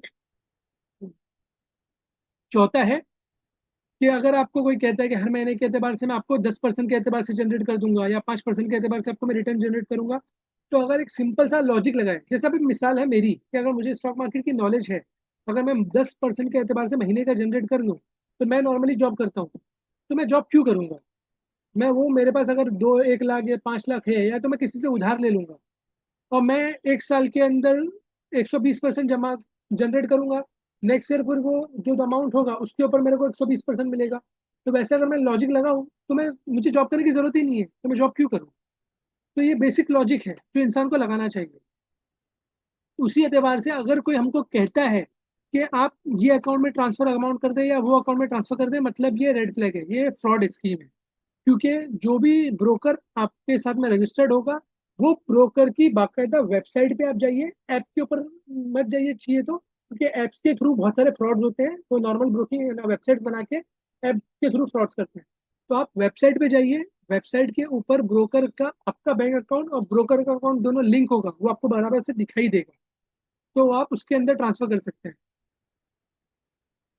और तीसरा क्या, लास्ट पॉइंट, कि अगर आप इन केस ना आपको किसी ने ना के साथ कुछ फ्रॉड हुआ है तो आप सेबी और साइबर सेल के अंदर कंप्लेंट कर सकते हैं, लेकिन बहुत कम चांसेस होते हैं कि आपके पैसे रिटर्न आ जाए, क्योंकि आज ना इंडिया के अंदर हजारों करोड़ों के एतबार से फ्रॉड्स हो रहे हैं। और बहुत डिफिकल्ट है ना गवर्नमेंट के लिए भी मैनेज करना, क्योंकि वो बहुत जल्दी एक अकाउंट से दूसरे अकाउंट में ट्रांसफर हो जाता है, मल्टीपल अकाउंट्स में ट्रांसफर हो जाते हैं। तो इसके लिए हमारा जो भी पैसा है वो बहुत मेहनत से हम कमाते हैं, तो हम ज्यादा के लालच में ना जाए।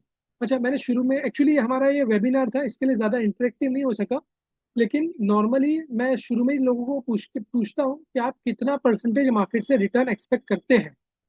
तो बहुत सारे लोग कहते हैं कि 30%, 40%, कोई कहता है 50%। मैं कहता हूँ कि ये बहुत ज़्यादा है, और ये बहुत ज़्यादा रिटर्न के साथ में बहुत ज़्यादा रिस्क भी होता है। नॉर्मली मार्केट से आप अगर 12 से 15% रिटर्न एक्सपेक्ट कर रहे हो तो सही है।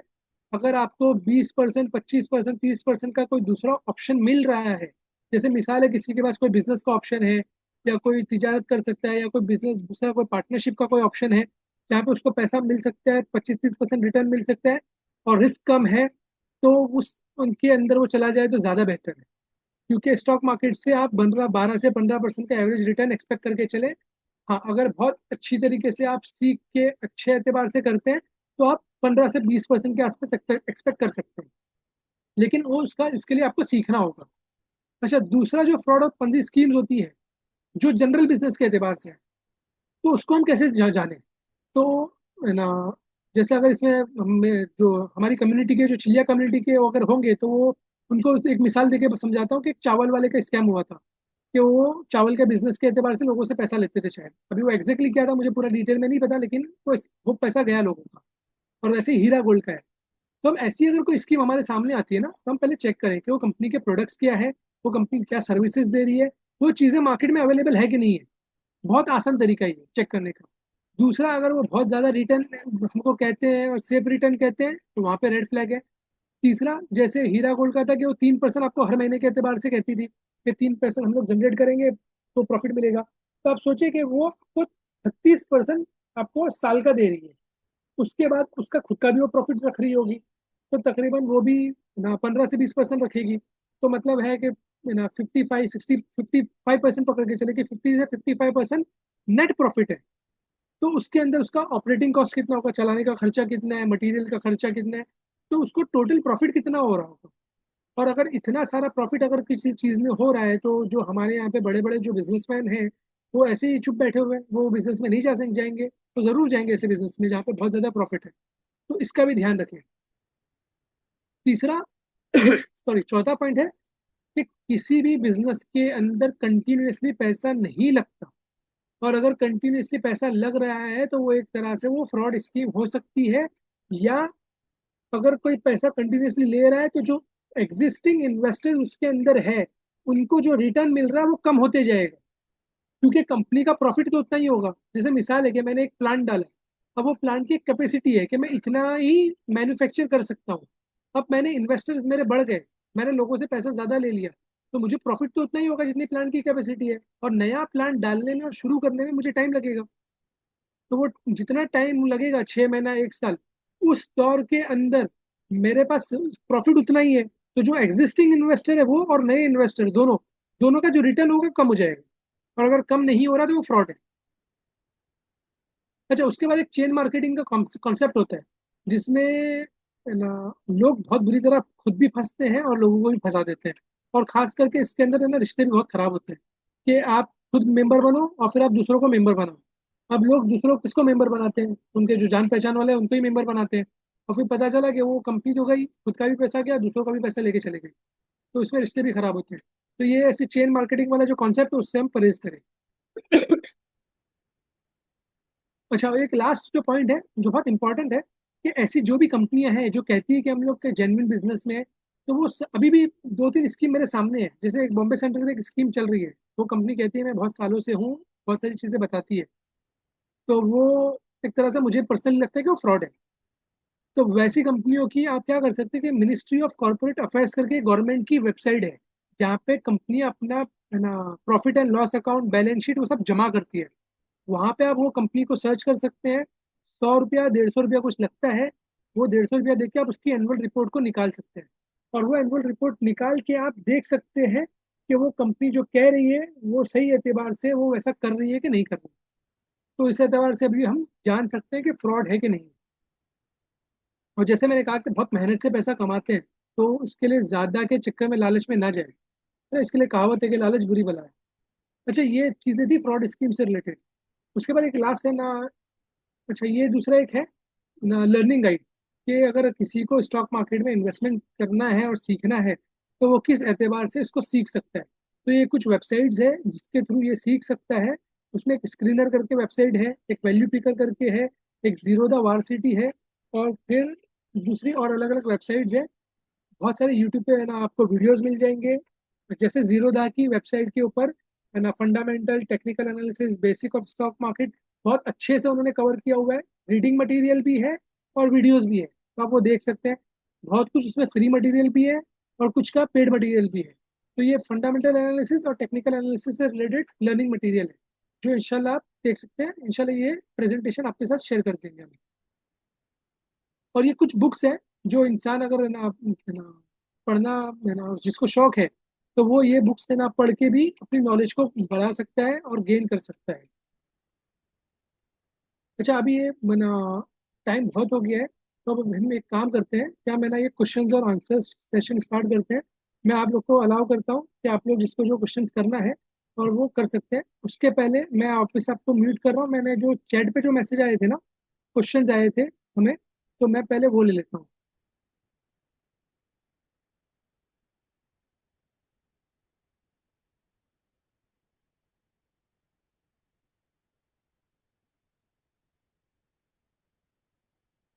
अच्छा, इसमें किसी ने ना पूछा है, मैं नाम नहीं लूंगा, कि कंपाउंडिंग कितने साल तक करना चाहिए। तो ये हमारे ऊपर है, हमारी ज़रूरत के ऊपर है। अभी जैसे मिसाल है कि किसी को हज पे जाना है और उसने टारगेट बना के रखा है कि ना मुझे 5 साल के अंदर हज पे जाना है, तो उस एतबार से वो इन्वेस्टमेंट करे और उस एतबार से रखे। अगर किसी के मिसाल है कि अभी उसको अपने बच्चों की है ना शादी के एतबार से या पढ़ाई के एतबार से करना है, तो उस एतबार से वो इन्वेस्टमेंट करे। अच्छा, एक सवाल है कि जायज़ म्यूचुअल फंड कौन से हैं। तो उसमें तीन है, मुझे दो के बारे में मैं श्योर नहीं हूँ, लेकिन मैं नाम ले लूंगा। उसमें से एक है टाटा एथिकल फंड, जिसको तासिस करके एक शरिया स्क्रीनिंग बॉडी है, वो उसको सर्टिफाई करती है। तो आप ना उसका देख सकते हैं, टाटा एथिकल फंड वाला, जो तासिस इसको सर्टिफाई करती है।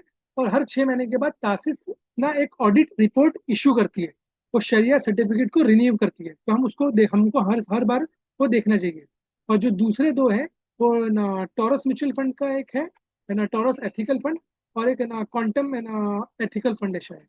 लेकिन ये दोनों के बारे में मैंने रिसर्च नहीं किया डिटेल में, तो मुझे इसके बारे में ज़्यादा मालूमात नहीं है, तो मैं उसके बारे में कुछ नहीं कह सकता। आप अपनी रिसर्च कर लीजिएगा। अच्छा, फिर एक सवाल है कि SIP रिटर्न आफ्टर जक़ात। अच्छा, जो शेयर मार्केट में जो हम इन्वेस्टमेंट करते हैं, तो वो उसके ऊपर जक़ात लगेगी, जो भी मार्केट वैल्यू होगी उसके ऊपर जक़ात आएगी। तो उस हम जो हमारा रिटर्न कैलकुलेशंस करना है, तो हम उस एतबार से रिटर्न कैलकुलेट कर लें। और वैसे भी जो इन्वेस्टमेंट की नीयत से हम कहीं पे भी पैसा लगाते हैं, तो उसके ऊपर जक़ात आ जाती है।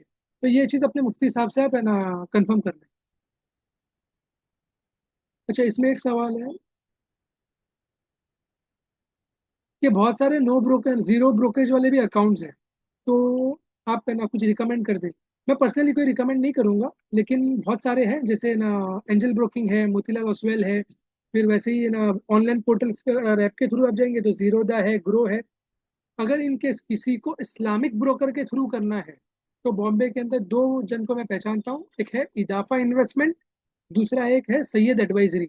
ये दो को मैं पर्सनली पहचानता हूँ। अगर किसी को उनके बारे में मजीद मालूमात चाहिए, तो मुझे या ना मौलाना तौफीक MW ऑफिस के ऊपर कांटेक्ट करें। मैं इंशाल्लाह कांटेक्ट डिटेल्स फॉरवर्ड कर दूंगा। तो ये जो शरिया ब्रोकर्स हैं, ये आपको कौन सी कंपनी जायज़ है कौन सी कंपनी ना जायज़ है उसके लिए गाइड कर देते हैं। इवन ये रिसर्च कॉल्स भी देते हैं कि कौन सी कंपनी में इन्वेस्टमेंट कर सकते हैं, वो एतबार से भी गाइड करते हैं।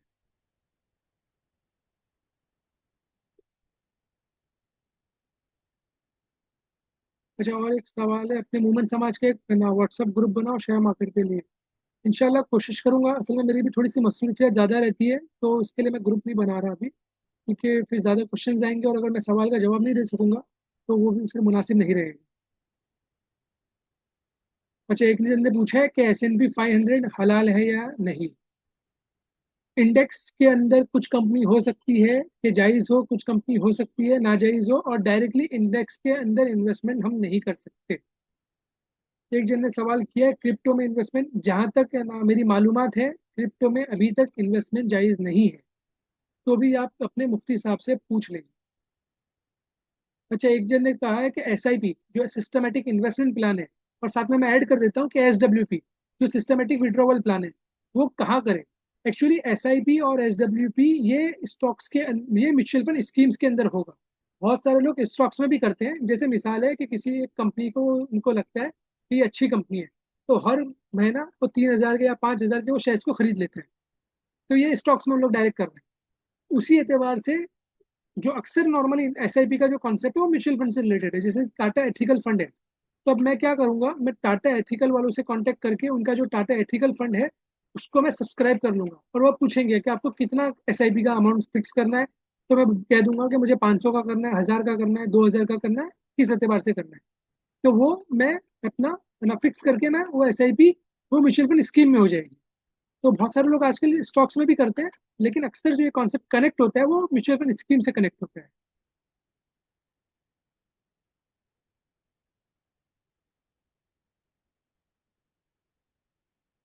अच्छा, एक जन ने अभी जो सवाल किया है कि टाटा म्यूचुअल फंड में इन्वेस्टमेंट करना हलाल है या नहीं। अच्छा, अभी ये ना मैसेज नहीं करें, अभी मैं डायरेक्टली लिंक ओपन कर दूंगा, तो एक एक करके सब अपना ना सवाल पूछ सकते हैं। जो टाटा म्यूचुअल फंड में बहुत सारी स्कीम्स है, सब जायज़ नहीं है। सिर्फ वो टाटा एथिकल फंड करके है, बस वही जायज़ है। और किसी भी म्यूचुअल फंड में अगर इन्वेस्टमेंट करना है, और अगर वो कहते हैं, क्योंकि बहुत सारे म्यूचुअल फंड ऐसे हैं जो कहते हैं कि हम जायज़ एतबार से काम करते हैं, और कुछ ऐसे हैं जो बिजनेस स्क्रीनिंग सही से करके चल रहे हैं, लेकिन उनका शरिया ऑडिट नहीं होता। शरिया ऑडिटिंग कंपनी उनकी मैनुअल जो ऑपरेशन है उसको ऑडिट नहीं करती। तो वैसी कंपनी के ऊपर, वैसे म्यूचुअल फंड के ऊपर भरोसा नहीं करना चाहिए। हमको सबसे पहले उनको पूछना चाहिए कि आपका शरिया सर्टिफिकेट हमें बताओ, जो रिसेंट वाला है वो शरिया सर्टिफिकेट बताओ। और कुछ बॉडीज है इंडिया के अंदर, एक टासिस है, तो टाटा एथिकल फंड जो करके है। टाटा म्यूचुअल फंड में बहुत सारे फंड्स हैं, 100 के एतबार से उससे ज़्यादा होंगे। उसमें एक टाटा एथिकल फंड है जिसको तासिस सर्टिफाई करती है, और तासिस हर 6 महीने शरिया सर्टिफिकेट इशू करती है। तो हमको उसको देखना चाहिए। अच्छा, स्टॉक्स में एक जन पूछ रहे हैं स्टॉक में डायरेक्ट एसआईपी कर सकते हैं, कर सकते हैं, जैसे मैंने पहले ही बता दिया था। अच्छा, एक जन ये पूछ रहा है कि आपके एतबार से कोई एप्लीकेशन बताओ जो शायद हलाल या हराम बताए। तो मैं पर्सनली, क्योंकि ये थोड़ा सा ना रिस्की मामला है, क्योंकि मैं किसी चीज़ को जायज़ कह दूँ, अगर वो अगर ना निकले, अगर मेरे एतबार से वो है, लेकिन अगर ना निकले तो वो उसका वबाल मेरे ऊपर आएगा, तो मैं वो नहीं लेना चाहता। तो मैं इसके लिए परहेज करूंगा, लेकिन तो भी मैं आपको 2-3 नाम बताता हूँ, उसके बारे में आप अपने मुफ्तियान कराम से मशवरा करें, उसके लिए स्क्रीनिंग मेथड बताएं। जैसे एक इस्लामिकली है, इस्लामिकली बिजनेस स्क्रीनिंग करता है, लेकिन वो एक चीज़ मिस कर देते हैं, फिक्स एसेट्स वाली, इसके लिए मैं उसको कम्प्लीटली फॉलो नहीं करता, तब उसको स्किप कर सकते हैं। एक इस्लामिक स्टॉक स्क्रीनर है जो फिक्स एसेट्स के बेसिस पे स्क्रीन करता है। दूसरा एक है ना, जमजम कैपिटल करके एक है, उसकी वेबसाइट है, उसके ऊपर वो लोग शरिया लिस्ट उन लोग भी डिस्क्लोज करते हैं। मैं इस्लामिक स्टॉक स्क्रीनर वालों को पर्सनली नहीं पहचानता, लेकिन मैं जमजम कैपिटल के अंदर जो सैफ अहमद है, मैं उनको पर्सनली पहचानता हूँ। लेकिन अगेन मैं वही कह रहा हूँ कि आप अपने एतबार से रिसर्च करें, अपने मुफ्तियान कराम के पास जाए, उनको बताएं कि ये स्क्रीनिंग मेथड है। और अच्छा, दूसरी एक बात ये मैं कहना चाहता हूँ कि ये जो जो शरिया स्क्रीनिंग कंपनीज है या ऐप है, तो ये जो स्क्रीनिंग करते हैं, तो इन्होंने एक बार स्क्रीनिंग कर दी, लेकिन उसके बाद वो जो स्क्रीनिंग उन्होंने जो की थी उसकी ऑडिट होती है, ये मुझे नहीं पता। तो इसके लिए बेहतर ये है कि हम किसी स्क्रीनिंग कंपनी को अगर फॉलो भी कर रहे हैं, तो हम वो स्क्रीनिंग कंपनी को फॉलो करके उस स्टॉक को वापस से हम अपने एतबार से हम थोड़ा सा रिसर्च कर रहे हैं। जैसे कि वेबसाइट है स्क्रीनर, या कंपनी की वेबसाइट के ऊपर उसके अंडर रिपोर्ट्स मिल जाती है। तो हम, जैसे मिसाल है टाटा मोटर्स एक स्क्रीनिंग ऐप के अंदर बताया कि जायज़ है, मैंने उसको लिया वहां से। अब मैंने क्या किया, स्क्रीनर की वेबसाइट पे गया, मैंने वहां से थोड़ा फाइनेंशियल डेटा ले लिया, या तो मैंने कंपनी की वेबसाइट पे जाके उसका एनुअल रिपोर्ट निकाला। अब एनुअल रिपोर्ट में बहुत आसानी से चीज़ें हमको मिल जाती है कि जायज़ है कि नहीं। और इस्लामिक स्टॉक स्क्रीनर वाले बाकायदा नंबर भी मेंशन करते हैं कि उसका डेट इतना है, उसका टोटल एसेट्स इतना है, उसके हम लोग ने इस एतबार से डिवाइड किया तो ये परसेंटेज आया। तो वो एनुअल रिपोर्ट से आप मैच कर सकते हैं, क्योंकि ये स्क्रीनिंग कंपनी वाले 5,300 कंपनी को स्क्रीनिंग करते हैं। तो हो सकता है कि कभी खुदा न खास्ता उनसे कोई गलती हो जाए, और कोई कंपनी मिस आउट हो जाए, या उसको उसको सही एतबार से ना कर सके। तो उसके लिए हमको कंप्लीटली इनके ऊपर रिलाई नहीं होना चाहिए, क्योंकि इनकी भी शायद ऑडिट नहीं होती, जहां तक मेरी मालूमात है कि कोई थर्ड पार्टी आके इनके ऑपरेशन को ऑडिट करती है, मुझे नहीं पता। तो आप उनसे पूछ सकते हैं कि कोई करता है कि नहीं, अगर करता है तो बहुत अच्छी चीज़। और दूसरी बात कि जैसे हम अगर इन्वेस्टमेंट करेंगे तो हम कितनी कंपनीज में इन्वेस्टमेंट करेंगे, हम 2-5 कंपनी में करेंगे, 10 कंपनी में करेंगे, तो हम उतनी कंपनियों को पर्सनली जाके चेक कर सकते हैं। तो इसके लिए हम इनकी स्क्रीनिंग कंपनी की वेबसाइट से लेके उसके बाद हम पर्सनली भी एक बार उसको क्रॉस चेक कर ले, ये ज्यादा बेहतर तरीका है। एक और सवाल है।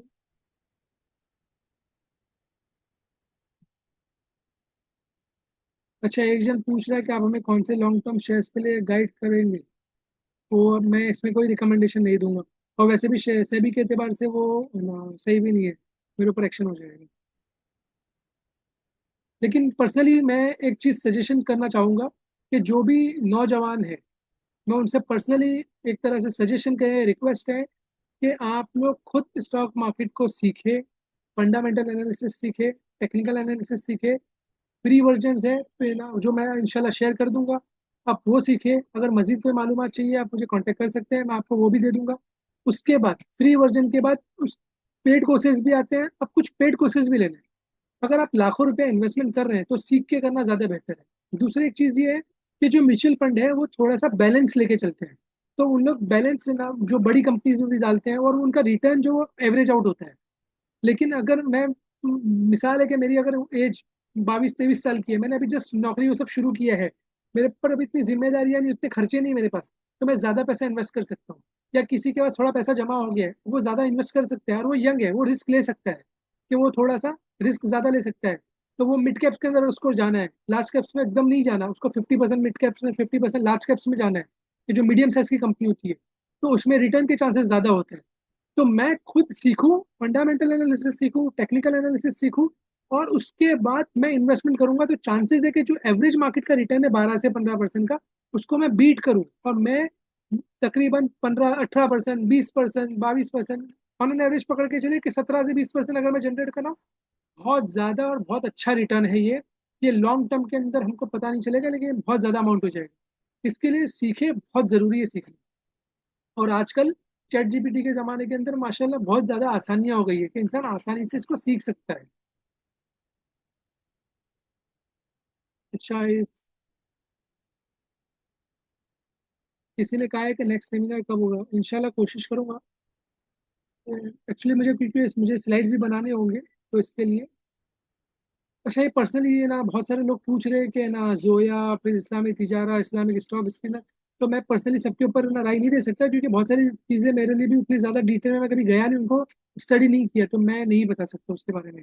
तो जैसे मैंने कहा कि आप उसकी स्क्रीनिंग लेके मुफ्ती साहब के पास जाए और ना उनसे बात करें।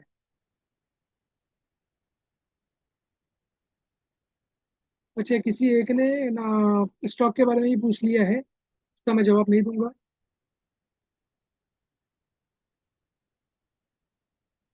अच्छा, एक जन ने पूछा है सवाल, अच्छा लगा मुझे, कि किसी इस्लामिक स्टॉक ना थोड़े दिनों में अपडेट करता है, क्या राय है आपकी। जो इस्लामिक इस्लामिक स्टॉक स्क्रीनर है, तो वो कंपनी की एनुअल रिपोर्ट्स के एतबार से स्क्रीनिंग करता है। तो वो जैसी कंपनी की एनुअल रिपोर्ट्स आती है ना, तो उसके एतबार से उन लोग अपडेट करते हैं, फिर उसको है ना अपडेट कर लेते हैं। तो दे वेट फॉर द कंपनीज ना एनुअल रिपोर्ट, तो जैसी रिपोर्ट आएगी उसके एतबार से वो करते हैं। किसी ने वोडाफोन का पूछा है, वो नहीं बताऊंगा मैं। इंशाल्लाह मेरा कॉन्टैक्ट नंबर है ना मौलाना तौफीक से आपको मिल जाएगा, MWF ऑफिस से आपको डिटेल मिल जाएगी। और इंशाल्लाह ये प्रेजेंटेशन भी आपके साथ में ना ईमेल पर ना इंशाल्लाह, या तो व्हाट्सएप पर शेयर कर दिया जाएगा। अच्छा, किसी एक ने ना रोड मैप बताओ लर्निंग का, तो जैसे मैंने कहा कि अभी मैं लर्निंग मटेरियल आपके साथ में शेयर करूंगा, तो वो एतबार से है ना आप लर्निंग स्टार्ट कर सकते हैं। तो बेसिक आप मेरी स्लाइड से कवर अप का हो जाएगा, जो मार्केट का बेसिक्स है, शरिया स्क्रीनिंग का बेसिक्स है। और फिर आप जो स्क्रीनिंग वेबसाइट का जो स्क्रीनिंग की मेथोडोलॉजी है वो लेके आप मुफ्ती साहब से जाके बात कर सकते हैं। और उसका जो फंडामेंटल और टेक्निकल एनालिसिस है, इंशाल्लाह जब हम अपना सेशन करेंगे तो वो एक अलग होगा। और बाकी जो मैं वेबसाइट्स के सोर्सेज दे रहा हूँ उसके अंदर आपको अच्छा खासा मटीरियल मिल जाएगा, जहाँ से आप लर्निंग स्टार्ट कर सकते हैं। अच्छा, एक चीज़ मैंने इसमें अभी कवर नहीं किया है, जो मुझे एक्चुअली करना था, लेकिन टाइम बहुत ज़्यादा हो रहा है, इसलिए मैं अभी रैप अप करने वाला हूँ 5 मिनट में। कि जो लोगों को बिल्कुल मार्केट के बारे में नहीं पता, तो वो लोग क्या करें, मार्केट में घाई नहीं करना हमको। हमारे पास अगर पैसा भी है ना, तो हम घाई ना करें, जल्दी ना करें। सॉरी, मैंने गुजराती का वर्ड यूज़ किया था।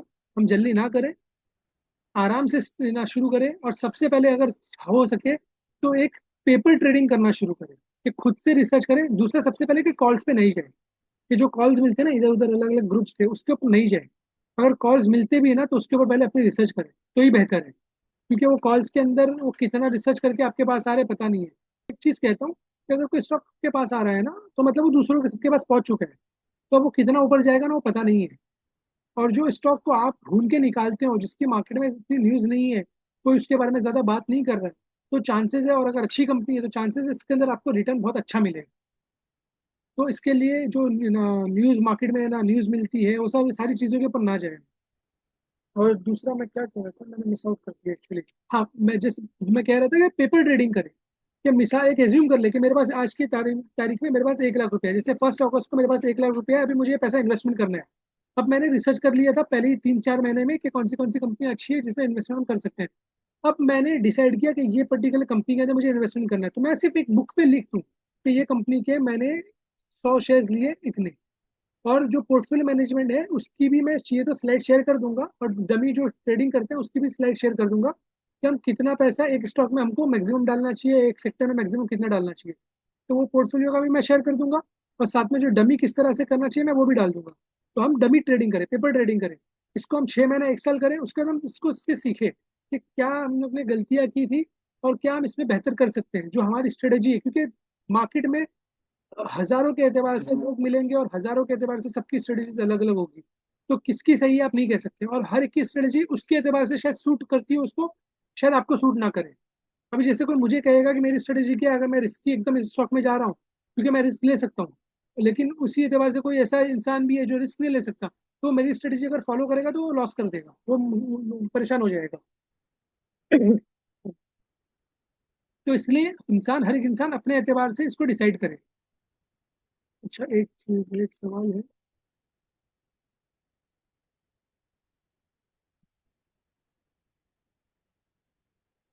अच्छा, एक जन ने कहा है कि आप जैसे सेमिनार लोगों की हेल्प चाहिए जो हमारे वुमेन समाज के लिए अच्छा होगा। इंशाल्लाह मैं फ्यूचर में भी इंशाल्लाह करूँगा, और कोशिश करूँगा कि फ्यूचर में भी बेसिक सेशंस भी लूँ, और इंशाल्लाह फ्यूचर में एडवांस सेशंस भी ना लूँ। आप दुआ करें कि अल्लाह आसानी का मामला फरमाए, और वो जल्दी से मेरे जो बाकी का ना प्रेजेंटेशन मटेरियल जो रह गया है तो वो मैं लूँ। ओके, चलिए फिर ना इसको वाइंड अप करते हैं, है ना। आपका है ना, आप के लिए, आप ज्वाइन हुए, आपके लिए आपका शुक्रिया। अल्लाह हम सबको कहने से ज़्यादा सुनने से ज़्यादा अमल करने की तौफीक अता फरमाए, और हर जायज़ के एतबार से करने की तौफीक अता फरमाए, और हर नाजायज़ से अल्लाह हमारी हिफाजत फरमाए। और जैसे मैंने कहा कि जितना हो सके हम जितनी भी नाजायज़ चीज़ है उससे बचें। जैसे 5,000 कंपनियां हैं स्टॉक मार्केट में, उसमें से 1,000 के आसपास कुछ जायज़, 1,000-1,200 कुछ आती है जो शरिया लिस्ट में आती है। तो मतलब बहुत ज़्यादा कंपनियां हैं जहाँ पे हम इन्वेस्टमेंट कर सकते हैं। तो हम क्यों ऐसी कंपनियों की तरफ बढ़े जो जायज़ नहीं है। तो इसके लिए जितना हो सके हम खुद भी उसी एतबार से अमल करें, और दूसरों को भी इसकी तरगीब दें। और अगर कोई हमको ऐसा पहचान वाला मिलता है, हम उसको बताएं इसके बारे में। इंशाल्लाह अल्लाह हम सबको जज़ाए खैर अता फरमाएगा। ओके, चलिए इसको वाइंड अप करते हैं। अस्सलाम तो वालेकुम विद्यार्थी वरहमतुल्लाहि वाइंड अप कर वबरकातुहू। लेते हैं। जी जिजाक बोलो। जिजाकल्ला, आपने अपना कीमती वक्त दिया उम्मत के लिए, और अल्लाह आपको इसका बेहतरीन बदला दे। हम तमाम लोग आगे भी इसका एडवांस के लिए आपके मुंतजिर रहेंगे, ताकि दूसरे लोगों को भी फायदा पहुंचता रहे आपसे। ठीक है, जी, जजाकल्ला इंशाल्लाह। खैर। अस्सलाम वालेकुम।